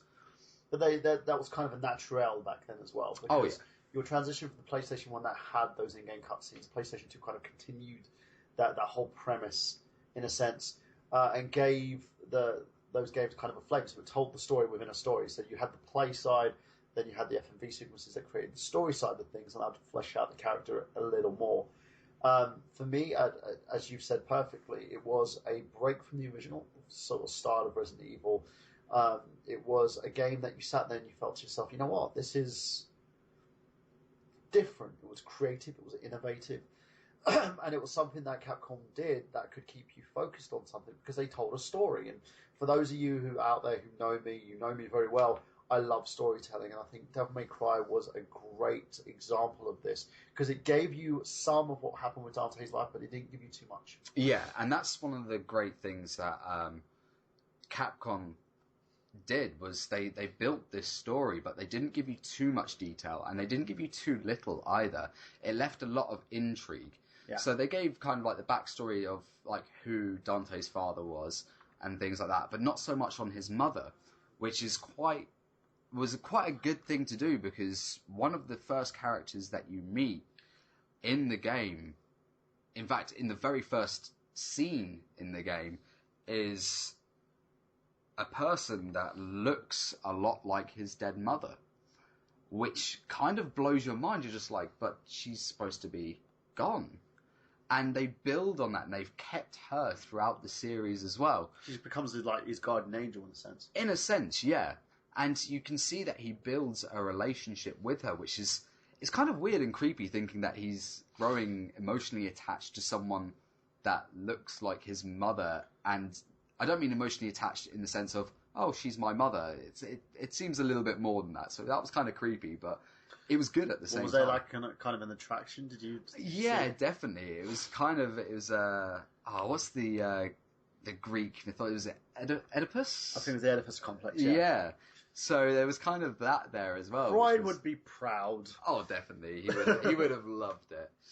So the thing that Capcom then did wrong, which Capcom knew they did wrong, was Devil May Cry 2. Yeah, we want to move on to that one as well, according to that game, because that Devil May Cry 2 was kind of a different story in general. It felt more like a side story. It didn't feel like it was being true to the game itself. And Devil May Cry 2 was in Japanese known as Hepburn Deburu me Kurosu. Again, I do apologise if I'm butchering the language. It's an action-adventure hack-and-slash video game developed and published by Capcom in 2003. It's a sequel to Devil May Cry and set in modern times in the fiction city of Villa del Mar. The story centres on Dante and Lucia in their fight to stop a businesswoman named Arius from raising the demon Argosax from achieving supreme... Argosax. I said sack. For achieving supreme power in the story, and told primarily through the mixture of cutscenes using the game's engine and several pre-rendered full-motion videos. Devil May Cry 2 received mixed reviews and has been criticised for a variety of development and decisions that made the game considerably different from the predecessor. Chief among these decisions was the lowered difficulty rating, so it basically played us all for stupid idiots who couldn't play the style of game. Sorry, but Argosac is like that actually sums up that demon like perfectly. It did kind of look fallacy and sacky at the same time. It's like if a sack encompassed a phallus. That's what you got from that demon. It was horrific. So what was the departure in Devil May Cry 2? What did you feel that was the main issue with this game? Because it seems like people criticised it a lot. I played through a bit of this game. It wasn't kind of my forte. I did have a problem because I felt like they departed from the story a bit too much. They left there was no continuation from the first story. That was one of the main things. So, as I said, in the first game there was a woman that you meet right at the beginning who's throughout the entire story. Her name is Trish, and that's in the first game. And she's throughout like a key part of the entire game. Then you move on to Devil May Cry 2, and they introduce Lucia. And they just do it out of the blue, don't they? It was just like, who is she? Where does she come from? Why is she here? And she was a playable character. It actually came on 2 discs. She had her own campaign. Yeah, it's kind of like RE2. Basically, we had the Leon and was it Claire? No, it wasn't Claire. It was Leon's sister. Jill. No, it wasn't. No, it wasn't Claire. Jill. Was it Claire? Yeah, no, that's Chris's sister. Yeah, it was Claire and Leon. Yeah, because then you had... Sorry, guys, this is like, we are doing this in like 2 a.m. here. It was 2:40 in the morning over here in the UK, so forgive us for our factual errors. But they kind of did it the same way as that, because they saw how popular that was and thought, let's bring it over to the Devil May Cry franchise and give you 2 different perspectives, but she had no use. There was no reason, rhyme that she was in the story. It was like kind of taking a well-written... say like a movie, for instance, like The Wolf of Wall Street, and then Michael Bay producing the sequel. You know, that sounds about right. Definitely. And just throwing in characters for no rhyme or reason. Yeah. And say, well, this was based on factual events because we're continuing the first movie. We'll just say that these fictional events probably happened somewhere down the line. But it made no sense as to why this was happening, what this had to do with Dante, apart from the fact he was just there. Yeah, exactly. He just happened to be in the wrong town at the right time, I guess. Yeah. But there was the character as Dante changed. I mean, even just from the artwork, Dante looks a hell of a lot older than what he is in the first game. Now, the thing with Dante is that there's never been any kind of disclosure from Capcom themselves to say how old that Dante is. I mean, there's been back when I played these games, it was kind of like, he could be this old, but he could be this old. Like, some theorise that in Devil May Cry 1 he was like in his late 20s, but in Devil May Cry 2 he was like this old. But there was never any kind of like set, but he just looks older, he looked tired. And the thing is that he lost a lot of his personality. Now, he wasn't as quirky as before. I noticed that he was a lot more flirty, but he was less quirky. Yeah, he didn't have any of the great punchlines that the first game had. Like, I still remember in the first game when you meet the spider boss, I can't remember what his name is, but he just kind of, he taunts him. He goes up and he taps on his head, like barehanded, just knocks him on the head and be like, I hope you got something in that hollow shell of yours. Like, he takes the piss. And in the second game, there was just none of that. It was like he was just dead inside.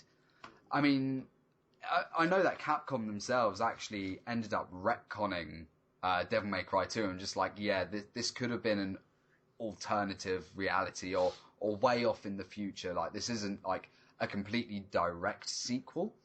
But I don't think that they're ever going to truly tie it in with any other games. If Devil May Cry 5 comes out, I don't think there'll be any tie-in for Devil May Cry 2.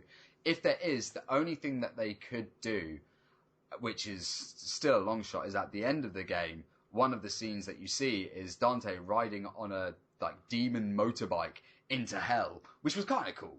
That was like probably the best part about the entire game. But again, it just made no sense. There was no rhyme or reason. And when you do something like that, you kind of annoy people. And it showed the game received the lowest score than its predecessor. It wasn't the received as the best game, even receiving half, like a 5 out of 10 by Eurogamer. It received basically 4 out of 5 stars, 6.4 out of 10 by GameSpot, 7 out of 10 by IGN, which I don't have no faith in IGN on that one.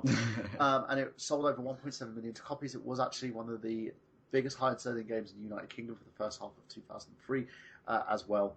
Now, after Capcom kind of saw the issues and decided to, as you said, remove it from canon, they then waited 2 years. In 2005, they released Devil May Cry 3, which is Dante's Awakening. It was released in Japan as Devil May Cry Hepburn Deburu Mikusuri, which was an action-adventure hack-and-slash video game developed and published by Capcom, released in 2005 for PlayStation 2 and ported to Microsoft Windows in 2006. And it was a prequel to the original Devil May Cry with a younger Dante. So it retains the elements from the 2 previous games, expanding on the combat system and a number of fighting styles. And it was told primarily with cutscenes using the game's engine and several pre-rendered full-motion videos. Now, it was several years before the events of Devil May Cry. In an enchanted tower, Demen Niguru, the story centers in a dysfunctional relationship between Dante and his brother Virgil. Dante has opened an yet unnamed demon hunting agency, and his demonic heritage has not yet been reached to its full potential. Devil May Cry 3 was criticized for its greater degree of difficulty, but it was also praised for returning to the challenging gameplay of Devil May Cry, and was released in 2006 with Devil May Cry 3 Special Edition, and recalibrated the difficulty curve, and Virgil was also a playable character in there as well.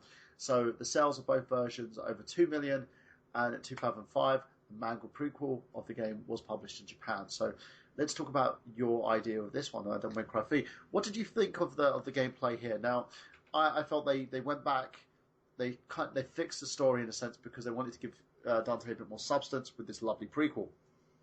And I love the relationship between him and Virgil here, because you get to figure out who this this guy was. You know, these two could be like further opposite sides of the coin. Oh yeah, definitely.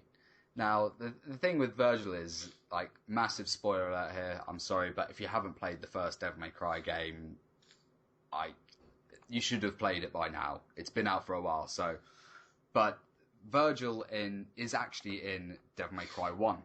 Now, Virgil is, I think his name is Nilo Angelo, because the Japanese can't pronounce R's, so it should have been Nero Angelo. Well, I think it was Nero Angelo and it should have been Nilo Angelo, I can't remember.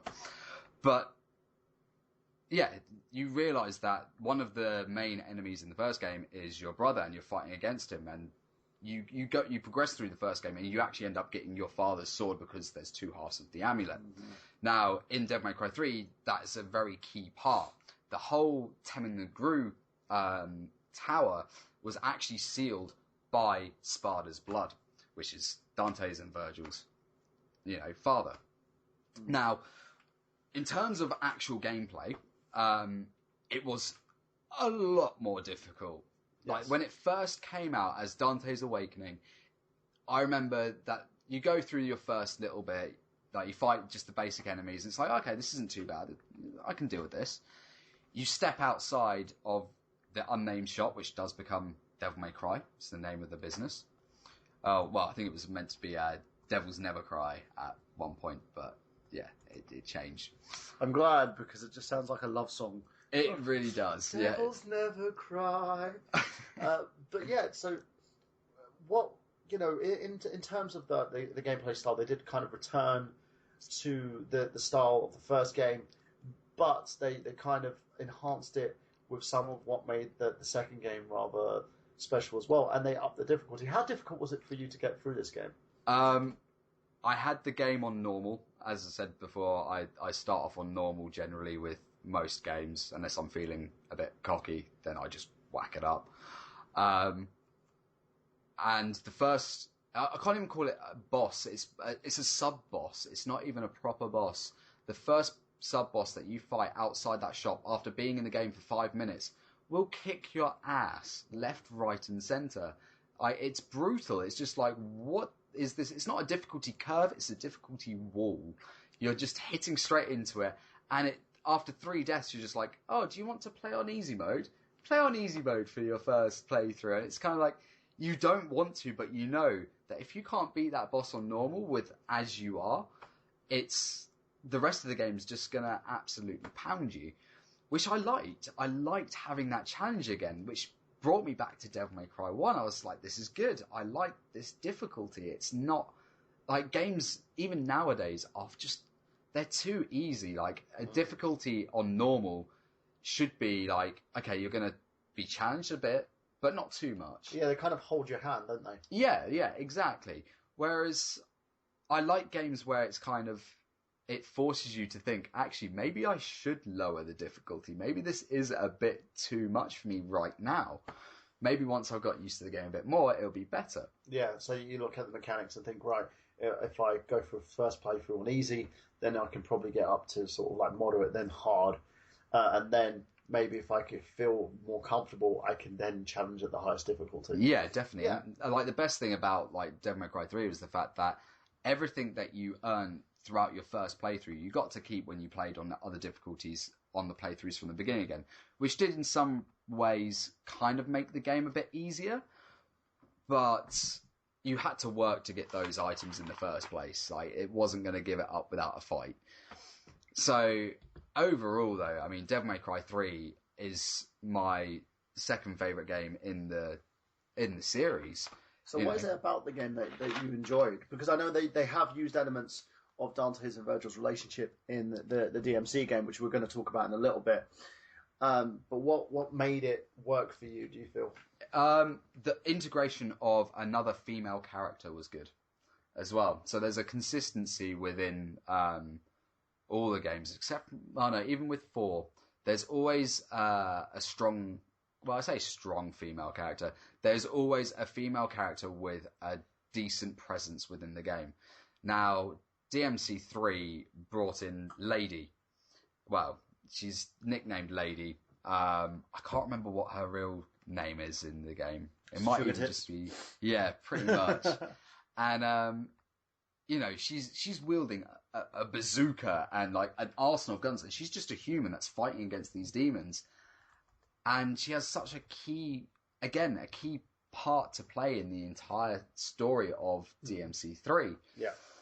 And as you said, like, you see these relationships build up, and they all carry through, even from DMC1, DMC3, and even into DMC4. These relationships carry through, which, again, it all builds into that storytelling. Now, sometimes it feels like, oh, this doesn't seem like completely necessary until you progress further on, and you're just like, okay, so this has happened. Now I understand why this is happening in the first game. It's all starting to come together.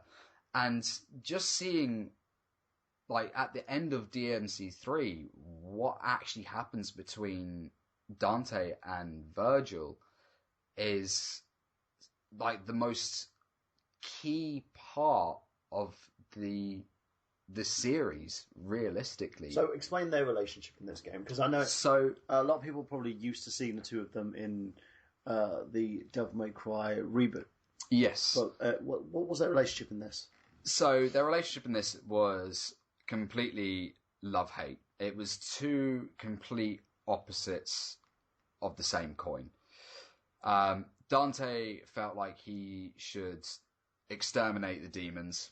That was his plan all along. Exterminate demons. He's half human. You know, demons killed his mother. He felt like he should. Because he was embracing more of his human side. Yeah, exactly. Which I think makes him an extremely strong character in that respect. But Virgil wanted to be more of the kind of bringing hell on earth, in a sense. Yeah, he wanted to be the Lord of Hell. He wanted to go up against the main boss from the first game and fight against him. So basically their father. No, not their father. Their father was a good guy who died. His father was fighting against the demons. Even though his father was a lord in hell, he decides to bring the rebellion of hell. He was like, I'm not doing this anymore. I'm going to fight against it. That's why he fell in love with the mother, who was human. And that was wrong in the demon's eyes. It's like a human and a demon together. No. It's like kind of like bestiality. Yeah, pretty much. Hearts don't fit people. Well, they clearly did. I mean, they sprouted twins. So basically they were kind of like the yin and the yang. So one embodied good, one embodied like the bad side of everything. And what do you feel? Because with Virgil, it was never actually shown that he was this evil, manipulative bastard till near the end. Yeah, exactly. I mean, you knew that he always had his own intentions, but at the same time, he wanted to see Dante, you know, come to his side. He wanted his brother to be there, even to the end, even the very final fight that they have. He wanted them to be together. He didn't want it to come to that. And you see it happen. And the final scenes are just mind-blowing, because you see the two brothers. Like, Virgil was always seen as the stronger brother as well. Like, he had more demon blood in him. He was extremely powerful. It's like I could see that the conflict, in a sense, if you can compare it to anything on television, I'll compare it to Sam and Dean and Supernatural. Yeah. These two sort of predominant forces, one would always be like the hard head, where the other one would clearly have the conscience.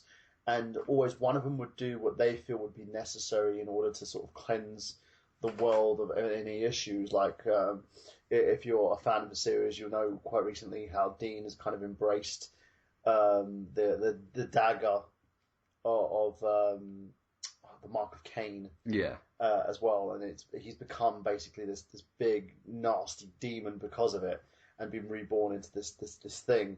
Whereas with Dante and Virgil, Dante was like, look, he's the conscience. This is what's happened. These things have killed our mum. Yeah. We can't, we've got to work together, and we've got to find what's happening. And Virgil doesn't really give a fuck, and just like, no, we should be embracing this. Yeah. They're doing what's necessary. Yeah, Virgil's way of kind of dealing with it as well. Like, he kind of wants the same thing as Dante, but he's going a completely different route about it. Instead of He just wants to slaughtering. He wants to unite the humans and the demons in a sense, but he wants the demons to rule over the humans. Yeah, he wants to become the big bad guy. He wants to be like, I am the boss man. I'm going to bring do this. order. Yeah, exactly. But he tries doing it through chaos, whereas Dante does it through emotion. I think is the best. Yeah, because way to Dante describe kind of defends the way he does it. He defends humans with his own rights and his own sort of ethos, and that's, I think, the big thing here. Now, this led to a big confrontation. You fight. I believe Virgil's the final boss, isn't he? Yes, yeah. So this is like kind of the first time that you get to if you've played the HD collection, the HD version that they released of this game, you can actually also play as Virgil. Yeah. So even on the special edition on the PS2, you could play as Virgil, which was kind of good fun because he had a wicked sword. Like, he had the samurai sword. That was always cool. And we'll get to see that as well as we continue on to the next game, the fourth game. But we'll talk about that in a little bit more detail as we sort of bring Devil May Cry 3 to a close. Now, was it a great idea for them to give you these two opposing forces, that you could play both these individuals? Definitely, yeah. I thought it gave it a nice little twist. You kind of got to see how Virgil was as well. I find with games nowadays especially, like, you see so much of the hero side of things, you don't really see the other side. And I thought that was just a nice little touch that they added to it. It was kind of, it would have been nice if they had done it in the first place, as opposed to being like, oh yeah, by the way, here's a special edition, you get to play as Virgil. It's kind of like, that almost felt like a precursor to DLC to me. Yeah. Like, that's the way it felt. It was like, here's the game, oh, by the way, here's the full game now, which we're going to make you pay. Because you got to see from both sides and see which side that you got to align with. It kind of gave you a justification in a sense, because in no movie, rarely, apart from films like Watchmen, you get to see the villain's point of view. Yeah, definitely. The method to their madness, in a sense. And in Devil May Cry 3, you were able to see Virgil's side, so you could empathise, in a sense, with the bad guy. And also, for those of you who just like playing as bad guys and want to see the villain's point of view, you got to see that. So there was a full story being told.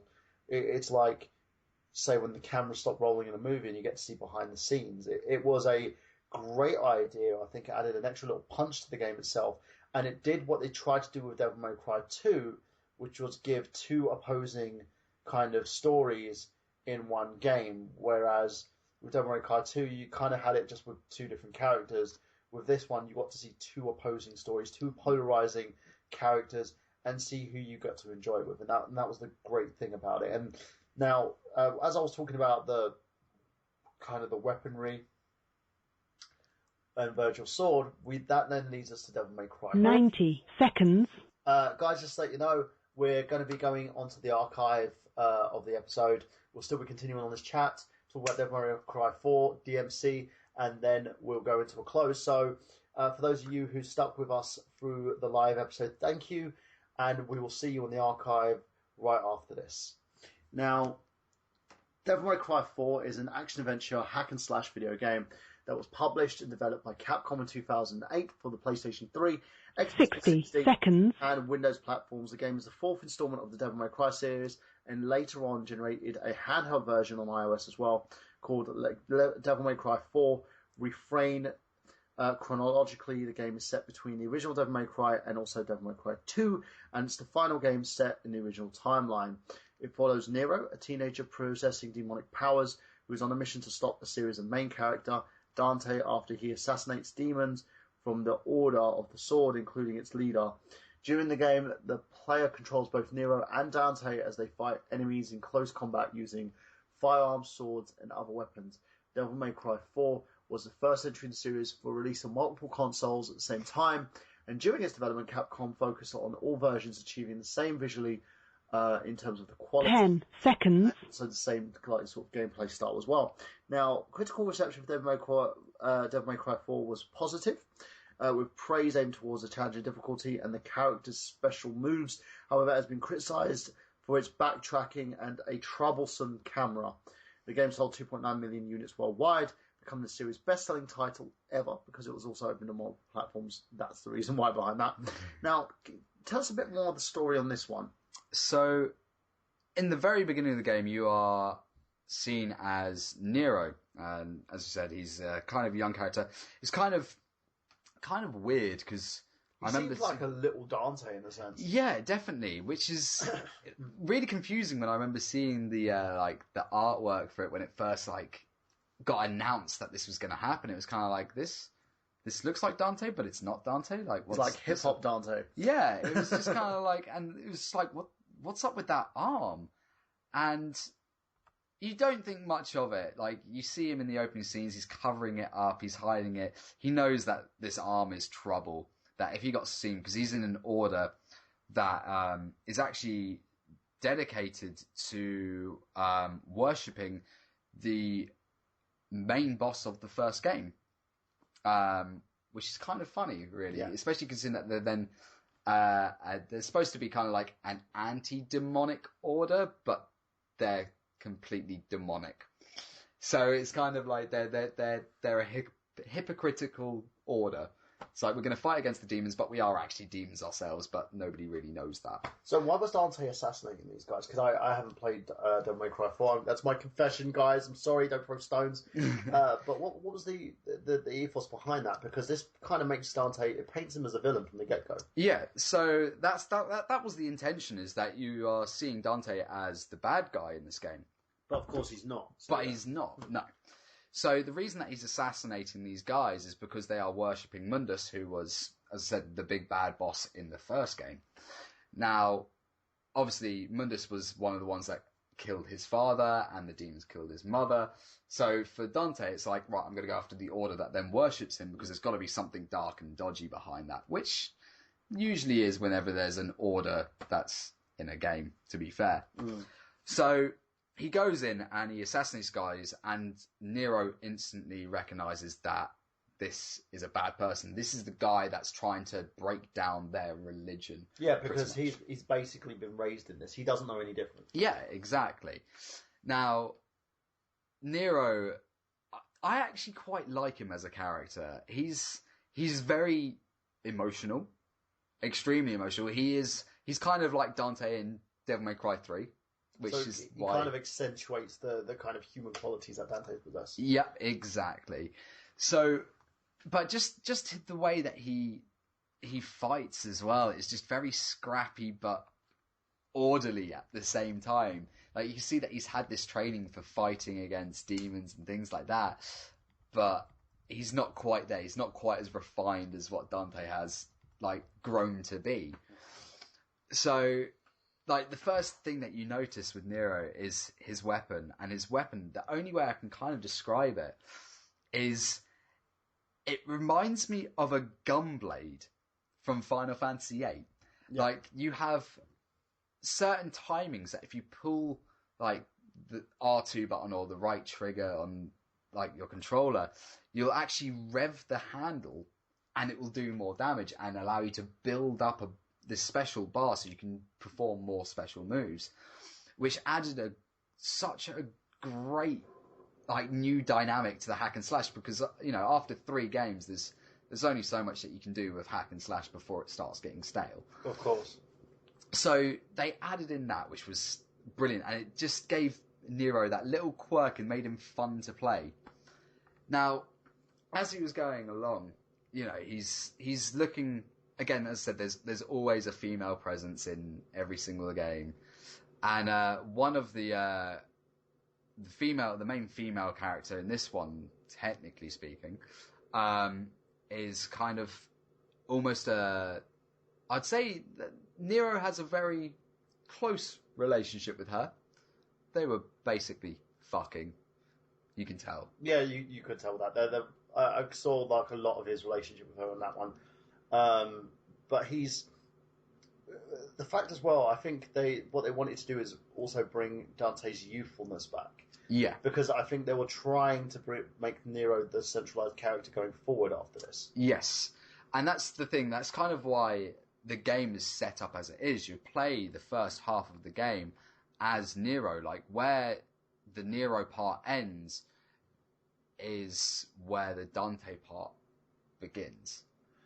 And it's funny going back through, like, as we said earlier, the game was heavily criticized for its backtracking, because it was tedious. Like, you literally went back through everything that you had just done as Nero, but as Dante. Exactly the same. And that was kind of infuriating. Like, you fought pretty much the same bosses all over again. But was it the way they did it, is it so that you could gather the information that you needed to put the story together, or they just did it because they wanted to extend the game quality? I think they just wanted to extend the game. This is why I think that they couldn't decide whether they wanted to have Nero as, like, just the main character to eventually replace Dante, which for them would have caused an uproar. Realistically, like, for the fans, not to have Dante as the main character was kind of like, whoa, what's this? Like, okay, it kind of looks like him, but it's not him. I think in a way, though, they could have done it, they could have justified it where the both of them were fighting together. They even have them as a team, so they you could have him being a mentor to Nero as they progressed forward, so they wouldn't have him out of the game entirely. And it also gives them a bit more beef into the game, so you can play as both characters. Definitely. Or even, do two-player co-op. Yeah, definitely. I think that was probably the original intention, was to have a two-player co-op, but they just didn't go for it, realistically. I think it's probably due to disc size. I think it would have caused too much strain, even on the systems. Like, that amount of flashy moves going on and special effects, I mean, it would have been... one of the things about Devil May Cry in general is that it's such a smooth game. Yeah. Like, the combat is always fluid, so I think to have it as a co-op would have ruined that experience, because you wouldn't have been able to have handled that much going on at the same time, which was even noticeable even when you ended up fighting against Dante several times throughout the game when you're as Nero, and when you do some of Dante's parts, it's a bit straining on the systems. But I think they could have gotten away with doing just a 2-disc again. Like, they should have done like a full... From both opposing point of view. Yeah, exactly. I mean, I don't know how that would have worked in terms of the story, because they do end up syncing up together, and Nero does come round to why Dante's doing what he's doing. Yeah. Which was hugely needed. So, it would have made sense for them to have 2 discs, but at the same time, it wouldn't. I think that they needed to put more planning into what they were actually going to do with this. Because again, like, even though this story is related to the first game, and by proxy being related to the first game, the third game, it still didn't really feel like it served any real purpose. Yeah, I agree. Which was a shame, because it was an extremely hyped game at the time. A lot of people were looking forward after, like, Devil May Cry 3 still coming off of that kind of high train of, oh, this was great. Oh, now it's going to come out on Xbox 360 and PS3, and it's going to be, it's going to be amazing. Because they did release the collector's edition on both on all 3. Yeah, they include all 4 games. I think it was Devil May Cry. Yeah. No, it was 1, 2, and 3. Yeah. And they released this one separately, didn't they? Yeah. That was it. And I mean, they did tie in the story in the right places. Like, for instance, like with Nero's arm, actually, it was being possessed by Virgil, which is, as we know, Dante's brother, or so they think. The similarities are there, and it's kind of always assumed that it definitely is. I don't know whether it... Doesn't he give, like, Virgil's sword to him as well at the end? He does for a bit, yeah. Which is kind of cool. But I think he needs it. But he only wields it. It's funny, because he wields his normal sword in his left hand, because his right hand's all demonic. But when he uses Virgil's sword, it's in his right hand with Virgil's kind of arm. and the name of the sword is exactly the same as well. So there's a lot of, I don't know. I think that they should have fleshed it out a bit more. I think that they kind of threw that in just to give a reason for Dante to be there, if anything. So with this one, this was kind of like the end of that current timeline, and we moved on 5 years later, I believe it was, to DMC Devil May Cry, produced by Ninja Theory. Now, this game has a lot. It is kind of split in the middle.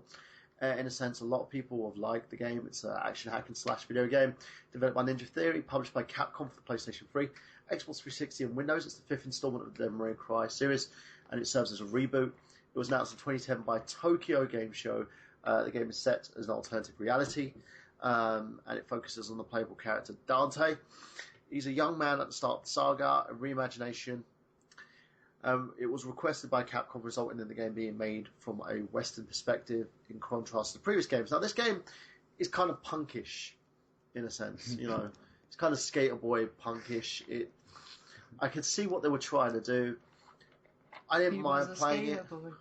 She said, "See you later, boy." Oh God, no Avril Lavigne. He wasn't good enough for me. I'm sorry. Like, this game was just.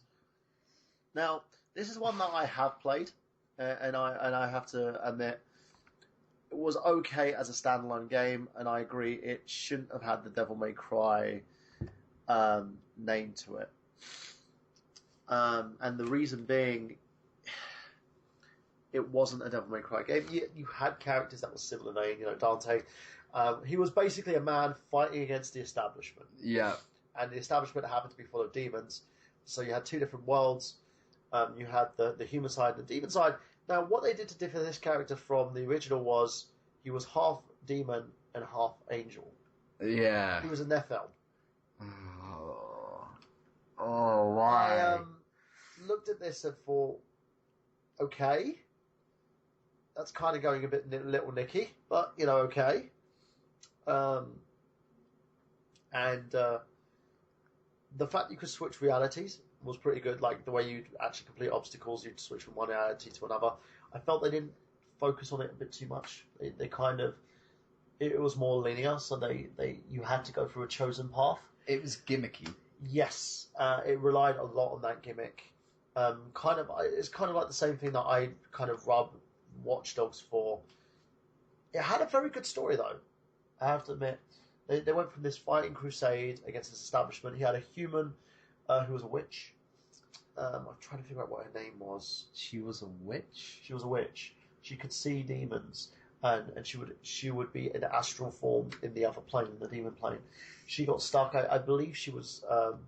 They did use her as a sacrificial character at the end, and then you had Virgil, who never revealed that he was Dante's brother, even though he looked like fucking Dante. So anyone with a fucking clue could put two and two together, just like they're brothers. Yeah. You know, he kind of reveals himself. They have heart to heart. He looks like the older brother. Dante kind of idolizes him in a sense, after them kind of rubbing each other the wrong way at first. And then Virgil goes and does something just despicable. They turn this guy pure evil, in a sense, where he shoots a demon woman who is pregnant through the stomach. So he kills her and the baby at the same time. It's pretty brutal. Yeah. I think they took, I don't know, they kind of took it a little bit further than they should have. And also they did the whole twist ending where they revealed after he defeats all the bad guys what Virgil's plans are, and Virgil's like, he doesn't even like do anything. He just tells him. So you've gone and done all this, and this is actually my plan. Yeah, it's like I believe that the humans need to be ruled over. You know, someone needs to rule over them with the iron fist. And he was just like, what the fuck? Yeah. You know, you guys are supposed to be like, it's like joining Anonymous and then finding out that Anonymous is just as corrupt as the politicians that you're fighting against. And you just sit there and you're like, what? Why did that happen? There's a fun, you know, one of the bosses in there as well. Is like a newscaster, and you get to fight him where he's like this big 3D head, and it's like covered with like TV screens and shit, and it's all like pixelated, and it's fun. It sounds like they're trying to go cyberpunkish with it. Yeah, it is very cyberpunkish. The whole game looks like it has those kind of elements to it, and it's got a very well developed story, but it falls flat from the original Devil May Cry series because the main character of Dante, he's a dick. Yeah. He's not sarky. He's not funny. He's just arrogant. He's an arrogant little hot-headed prick. Yeah. And you know and you don't get you sit there and it's another one of those games as well. It suffered from the Watch Dogs fate of the trailer was great. When you got into the mechanics of the game, you're like, why did that happen? What did I just do? What buttons did I just press? And I think the thing as well is it kind of scaled back on the fast pace of the original. When the original game was very fast paced, this game was kind of slow. The pacing, which is kind of strange from Ninja Theory. Yeah, because what was the game that they released that I was really interested in? It was again, it was kind of like a futuristic ninja assassin-y type game. And it looked awesome, and it was quick-paced, but they ruined it with quick-time events. Now, I don't know whether they added any of that into this one, because I refused to play this. As soon as I saw the reboot, and I was kind of like, I didn't even give it a chance, if I'm honest. I saw it, and I was like, this isn't Dante. Like, he's got Dante's name, but this isn't Dante. This isn't a Devil May Cry game. Like, they've taken aspects of it. They've taken the names of certain things, like the guns being ebony and ivory, his sword being rebellion. Like, they've given Dante and Virgil, but this, at its core, is not a Devil May Cry game. Yeah, and I think the reason behind it was Hideki Kamiya had nothing to do with it. And he was very pessimistic about this game. You know, he stated that they were kind of missing who Dante actually was. You know, he was kind of forced to retract that statement by Capcom to tell him to try the game. But I agree. This guy isn't Dante. He's not. The premise of who Dante was, if you play the original trilogy of games, you understand who he is, why he does what he does, and why his attitude is the way it is. This guy is like a prick, and they even insult it even further by having that white hair go on his head and him throw it off and say never in a million years. Exactly. And that's one of the things that made Dante iconic as a character, was that silvery white hair, just like to change just even that, and just the way that he looks. Because if I remember correctly, he's wearing more kind of bluey in this game. Like, there's not so much of that. There's no iconic red coat. Well, he does have a red coat in this. I think you probably saw the neon Dante outfit, but he seemed like a mix of Nero and Dante in terms of the way he dresses. Yeah. But the problem is, I think the direction that they took, they really didn't understand the game. They didn't understand the character. I think they got Virgil down to it, because Virgil was a prick. Yeah, Virgil is just through and through. It was like Yoda revealing himself to be like the fucking Emperor. Yeah. You know, the head of the Lord of the Siths. I fooled you, I did. And I can imagine Virgil doing that as well. Yeah. It's like, ha! Yeah, but he lost a lot of his quirkiness. Because even when Virgil was bloody evil, he was like maniacally evil. Yeah. He was angry, he was manipulative, but he would always have a sense of humour to what he did.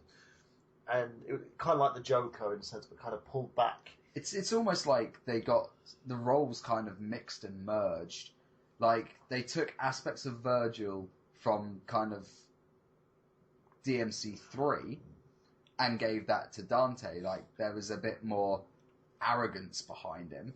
Because that's, like, in DMC3, that's how I felt Virgil was. He was very arrogant. He was like, I am going to be the ruler of hell.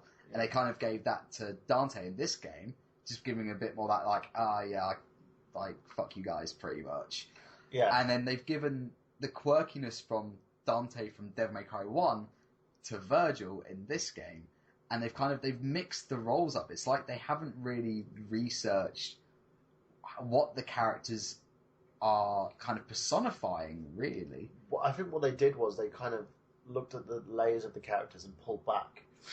And they shouldn't have done that. And my other issue was the pacing, as I said. You know, it didn't seem as fast paced, and it was also one of those things where you have to do something in order to move to the next stage. It wouldn't allow you to organically keep moving. It would always be like there's always something to block. Like at the beginning of the game, you had to take out cameras in order to progress further. Whereas in all the other games, like if you got a barrier door or something like that, it was a case of kill every demon that's in the area and you can move through that door. Yeah, and then they had the double jump tutorial where you had to do a double jump and stuff, and it's for me, it lost a lot of its edge. And I felt the game as well was too easy. That's another thing that I had a problem with.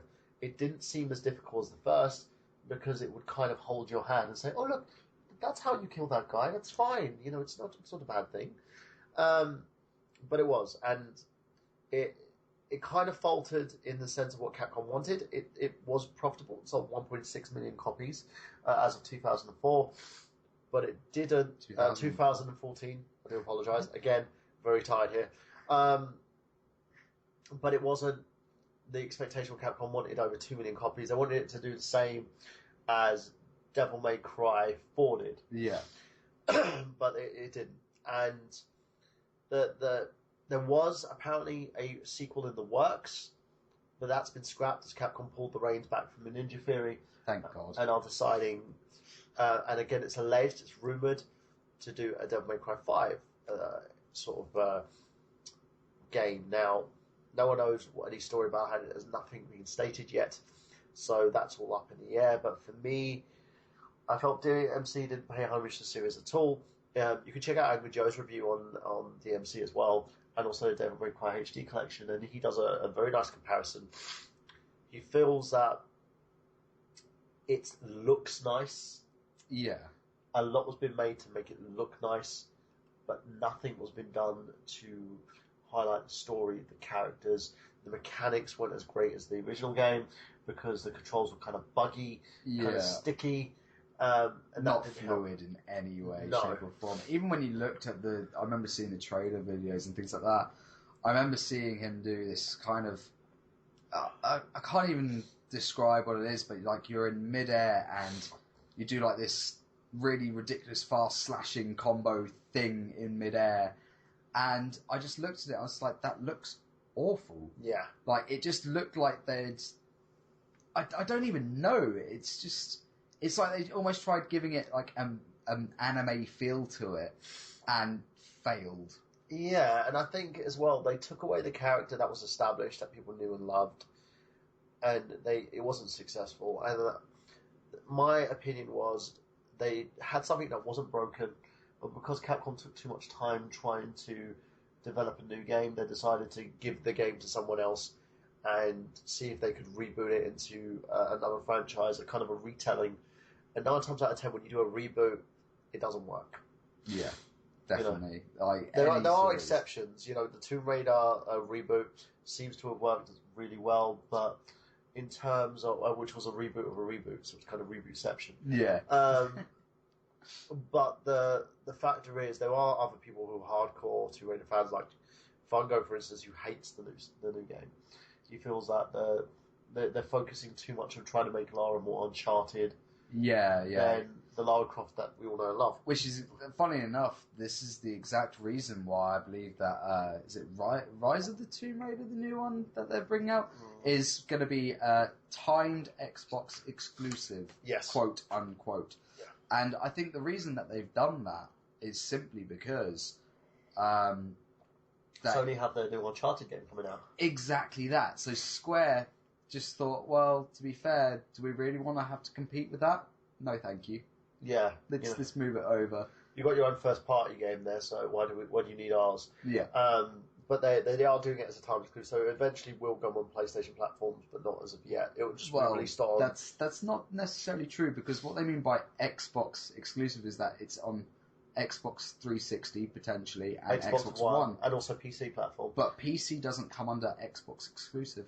No, but they've said it's timed. They have said it's timed exclusive. It's timed Xbox. So what Phil Spencer has actually stated is he's paid for them to have it as a timed exclusive, but not a full exclusive. So it means they will get it eventually on PlayStation and other platforms but they'll But get it'll it come after. out on PC first. I Yes, reckon. and it will come out after basically. Uncharted dies down. Yeah, probably after a year.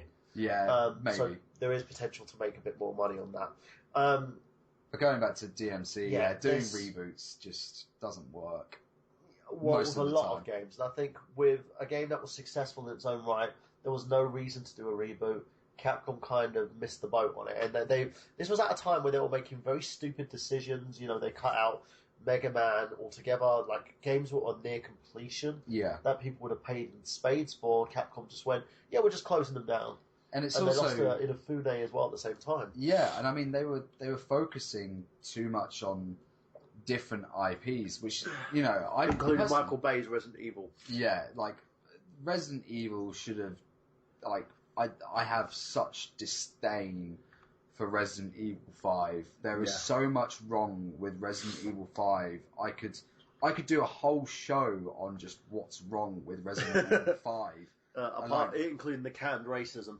Oh god, it was just horrific. Like Let's go to Africa and kill loads of black people. it's not even that. The thing that really irks me, like, two things. I have to get this out here. I Right know now. they were kind of parodying the whole AIDS virus thing. Yeah, because yeah. it originated. The that. mother virus. Yes. Which is kind of. But yeah, go on. The You've two got things free speech. Yeah. I've got to get this out. The two things that pissed me off about Resident Evil 5. Number one, you can kill any enemy with a rocket launcher. Any enemy in one rocket, And these include the big bad. including the bosses. One rocket launcher, or one. I think it's like a Magnum that you can do it with as well. But it's one bullet. But you can't blow up a fucking rotten egg. That pissed me off. Okay, that's a minor one. The major one, and the one that really grates me every time.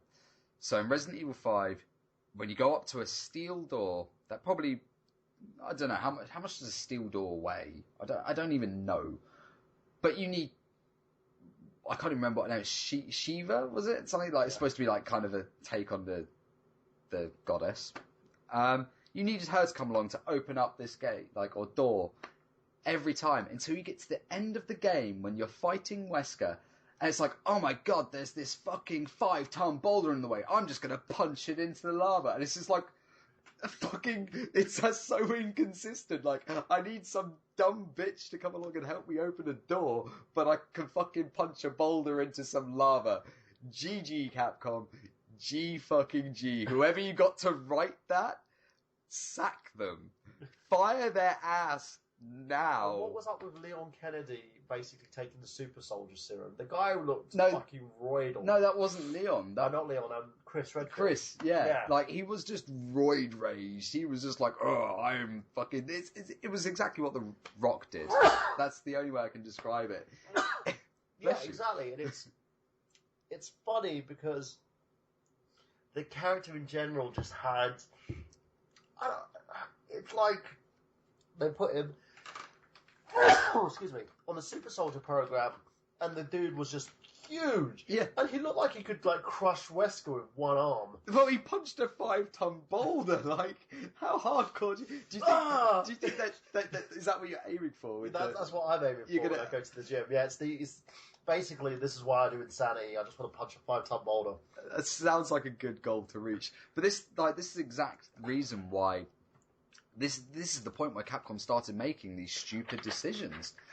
Like, Resident Evil 5 was not great. Yeah. You know, obviously, some people like it.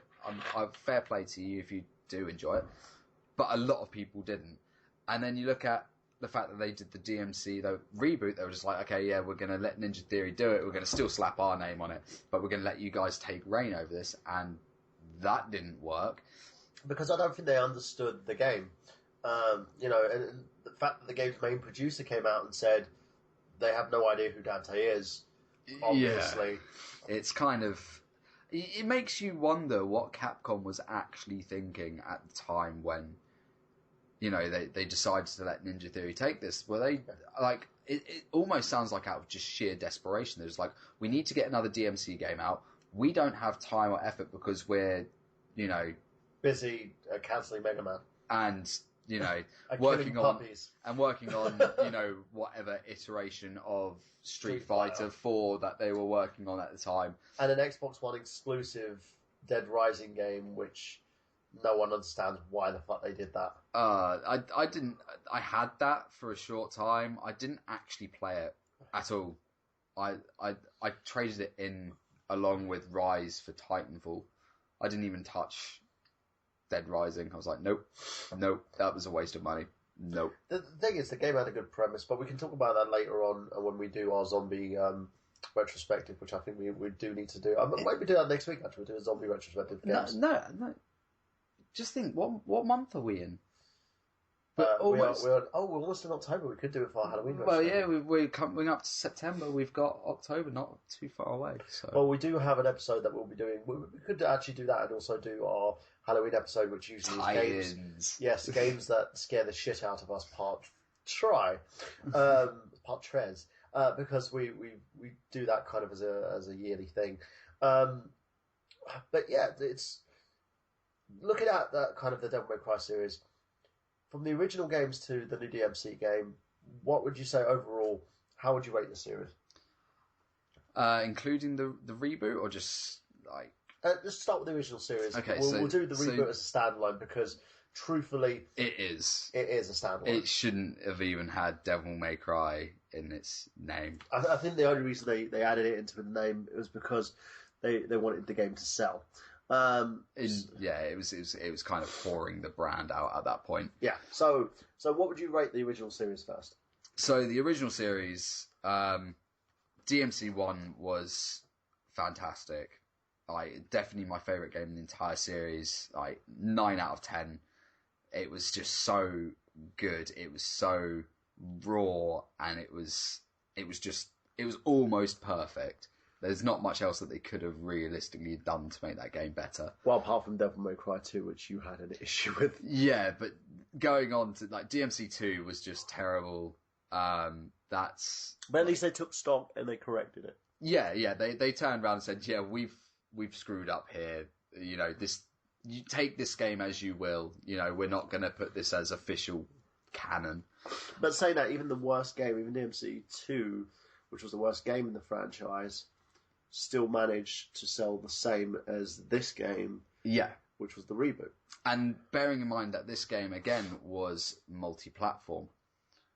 Yeah. So if you take DMC2 was only PlayStation, I think. Was it? Yeah, it was only PlayStation 2. I think it might have got a PC port at one point. It did, yeah. But even then, that's 2 platforms. Yeah. That's still, compared to the, 3 that it had for DMC, I don't even know how many it had on. I think it was 3. I think Xbox 360, PS3, and PC as well. Did it come out on? Yes. It was released on multiple platforms, including Xbox 360, PC, PlayStation 3, and that's actually it wasn't even released on. No, it was Windows. Released on PC. Yeah, it was released on Windows. It was probably games for Windows, which, as we all know, was again another dire decision from Microsoft. Yeah. So in comparison, we are more in favour of the original series. So hopefully in the future, Capcom, with the new series, with Devil May Cry 5, hopefully we'll see a lot more good stuff from you. Bring back Dante. Yes, bring back the original Dante. So that's it from us, guys. We're going to go on to the plugs now. And I'm going to be plugging a few things. And I've got a little announcement that I need to make as well. First plug, youtube.com/TheNerdGenius. Nerdgenius.com, where you can see the Home of Excess Gaming podcast. Xander Skullion, of course, on youtube.com/Xander Skullion. And youtube.com/Shimiji for Jamie Stiles, of course. She does awesome crafts and collectibles as well. She's a cosplayer, so check that out. Facebook.com Hazardous Cosplay. Check out Zack, Facebook.com/Getting Your Nerd On. And Ollie as well. He has his own YouTube channel. He hasn't really done much with it, but you can also add him on Facebook as well. And I believe he's on Twitter. Now, do you have anything that you'd like to plug? Not anymore. I used to, but I need to get back into it all. So, I mean, if you fancy following me on Twitter, go ahead. It's oh Christ, it's changed since last time. I was going to just be like twitter.com/meanders. It's no longer that. It's twitter.com/triphazardmean, all in one, MIAN. So what made you the decision to change it? To Trip Hazard. I was at a gaming pub, and I was there. There was a Super Smash Brothers tournament that was supposed to be going on, and I was there. I was having outside. I'm a dirty smoker. I know. Crucify me for it. And there was you get like the beer cellar kind of doors. Yeah. There was just this really nicely velveted, roped off section that said Trip Hazard around this like beer cellar doors, and I was just like, I was sat there, I was like, why is that a trip hazard? I kept on saying trip hazard. I was like, trip hazard. That sounds. And the more I said it, trip hazard, I was like, that sounds pretty cool. That's trip hazard. I'm done. And every time that I see a trip hazard sign now, I smile on the inside. I'm just like, yeah, that sounds good. If you want to go back to his previous videos, you can find him on youtube.com/meandless. Basically, he used to do a lot of his Call of Duty third-person shooting kind of styles.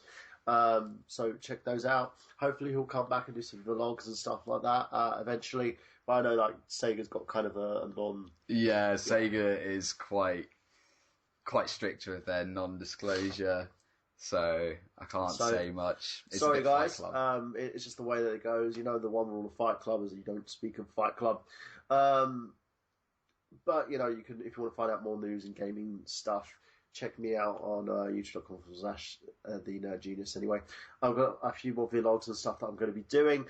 By the end of this week, this Sunday, I'm hoping to get the Kickstarter up for our pilot Silent Hill Genesis. Now, if you love this show, if you love Nerd Genius, if you like my YouTube channel and everything I do, because I work really hard. You know, ask Damien, ask anybody. I work really hard to get this content out there for you guys, and if you want to support it, you can do. We've got a Patreon now. It's patreon.com/nerdgenius. Now, with this, I don't get any funding from Google. They've blacklisted me on AdSense. They've blacklisted my YouTube channel because Nintendo had a bit of a war with me, trying to shut my channel down over Scribblenauts. I have no grudges against Nintendo. I had no bones about it, but since then, Google won't basically monetize me. So the Patreon is the only way that I can continue doing my channel. To monetize, if that makes sense. I'm still going to do it no matter what, but the content will be kind of minimal in comparison to what you could see if I was doing it full time. So if you want to support, patreon.com/nerdgenius. Now, onto the Silent Hill pilot. We're doing a Kickstarter at the end, hopefully, of this week, which is going to be by Indiegogo. This is for a pilot called Silent Hill Genesis. Now, what's happened over the last 8 months, I've been in talks with Konami in order to produce a pilot. They like the idea. They want a proof of concept. They're allowing me to use these characters for the pilot only. Doesn't mean a series. This doesn't mean that you'll be getting videos on Machinima or anything like that. This is a proof of concept for them. And the thing is, I'm not being given any money. I've got an independent film company known as Enigma Entertainment. The company I'm just trying to get off the ground as we speak. I've got my own equipment, and it allows me to do my vlogs. It allows me to do my sort of stuff on my own. But it won't allow me to film something as big as a TV project because we need locations, we need actors, we need basically to shoot this in Vancouver. And the reason being Vancouver rather than the UK is because the actors that I want to use are, US actors, Canadian actors. You have to excuse me because I'm suffering. Bless you. For a bit of a sneeze here. I think it's partly because of the fact that I haven't slept in the last 3 days. Well, properly. So we've got that. We've also got the fact that we've got to source leased cameras. We've got to organise a location. We've got to work with the Vancouver Film Fund that have promised to match the 150 grand that we're looking at raising for this. And people need to be paid. The fact is nobody's going to work on something or travel halfway across the freaking continent to do things for free. There is a huge thing going over here in the UK at the moment, and it's spreading, where actors are refusing to work uncompensated. And being an actor who's put his career on hold for the last 7 months to do this project, to cultivate this project, and to make it happen, I understand it. You know, do I think people should work for free? I think it depends on the project. It depends on how much money people have. If you're a £1 million company and you expect actors to work for free, fuck you. But if it's something like this, I even if I was getting like this 150k, and it does go through, we want to make sure actors are compensated. Now, the rewards are great. We've got everything from a radio that we're doing, kind of Silent Hill 1 type of radio, which is going to have like etched in the back Silent Hill Genesis on it. It's going to be beautifully done, beautifully presented, with help from Grace Davis, Tam Mann, and Sarah Mortimer, who are arts people, and Grace is doing kind of the prosthetics. We have got this budget. We want to produce this film, this TV series. So once we get the proof of concept done, it will then go to Japan. Konami will take a look, and it will give us a thumbs up or thumbs down. If it gives a thumbs up, it will allow us to work on this project and take it to a full season order. What we will do is we'll then present it to multiple platforms such as Netflix, such as American television networks, and get it out there. If you help us, if we can get this full funding, it takes us through to the first stage, gets us past our first hurdle. If we can't raise the funds, it will forever be just a project. And that's it. I have been working in the industry for over 10 years. I've dedicated myself to this industry because I love it. I dedicate myself as a gamer to the Silent Hill franchise because it's one of my favourite franchises ever. I've got a guy by the name of Rob Man, you know him from the Happy Console Gamer. He's acting in the project. He's working as consultant on the project with me as well. He knows the games by heart.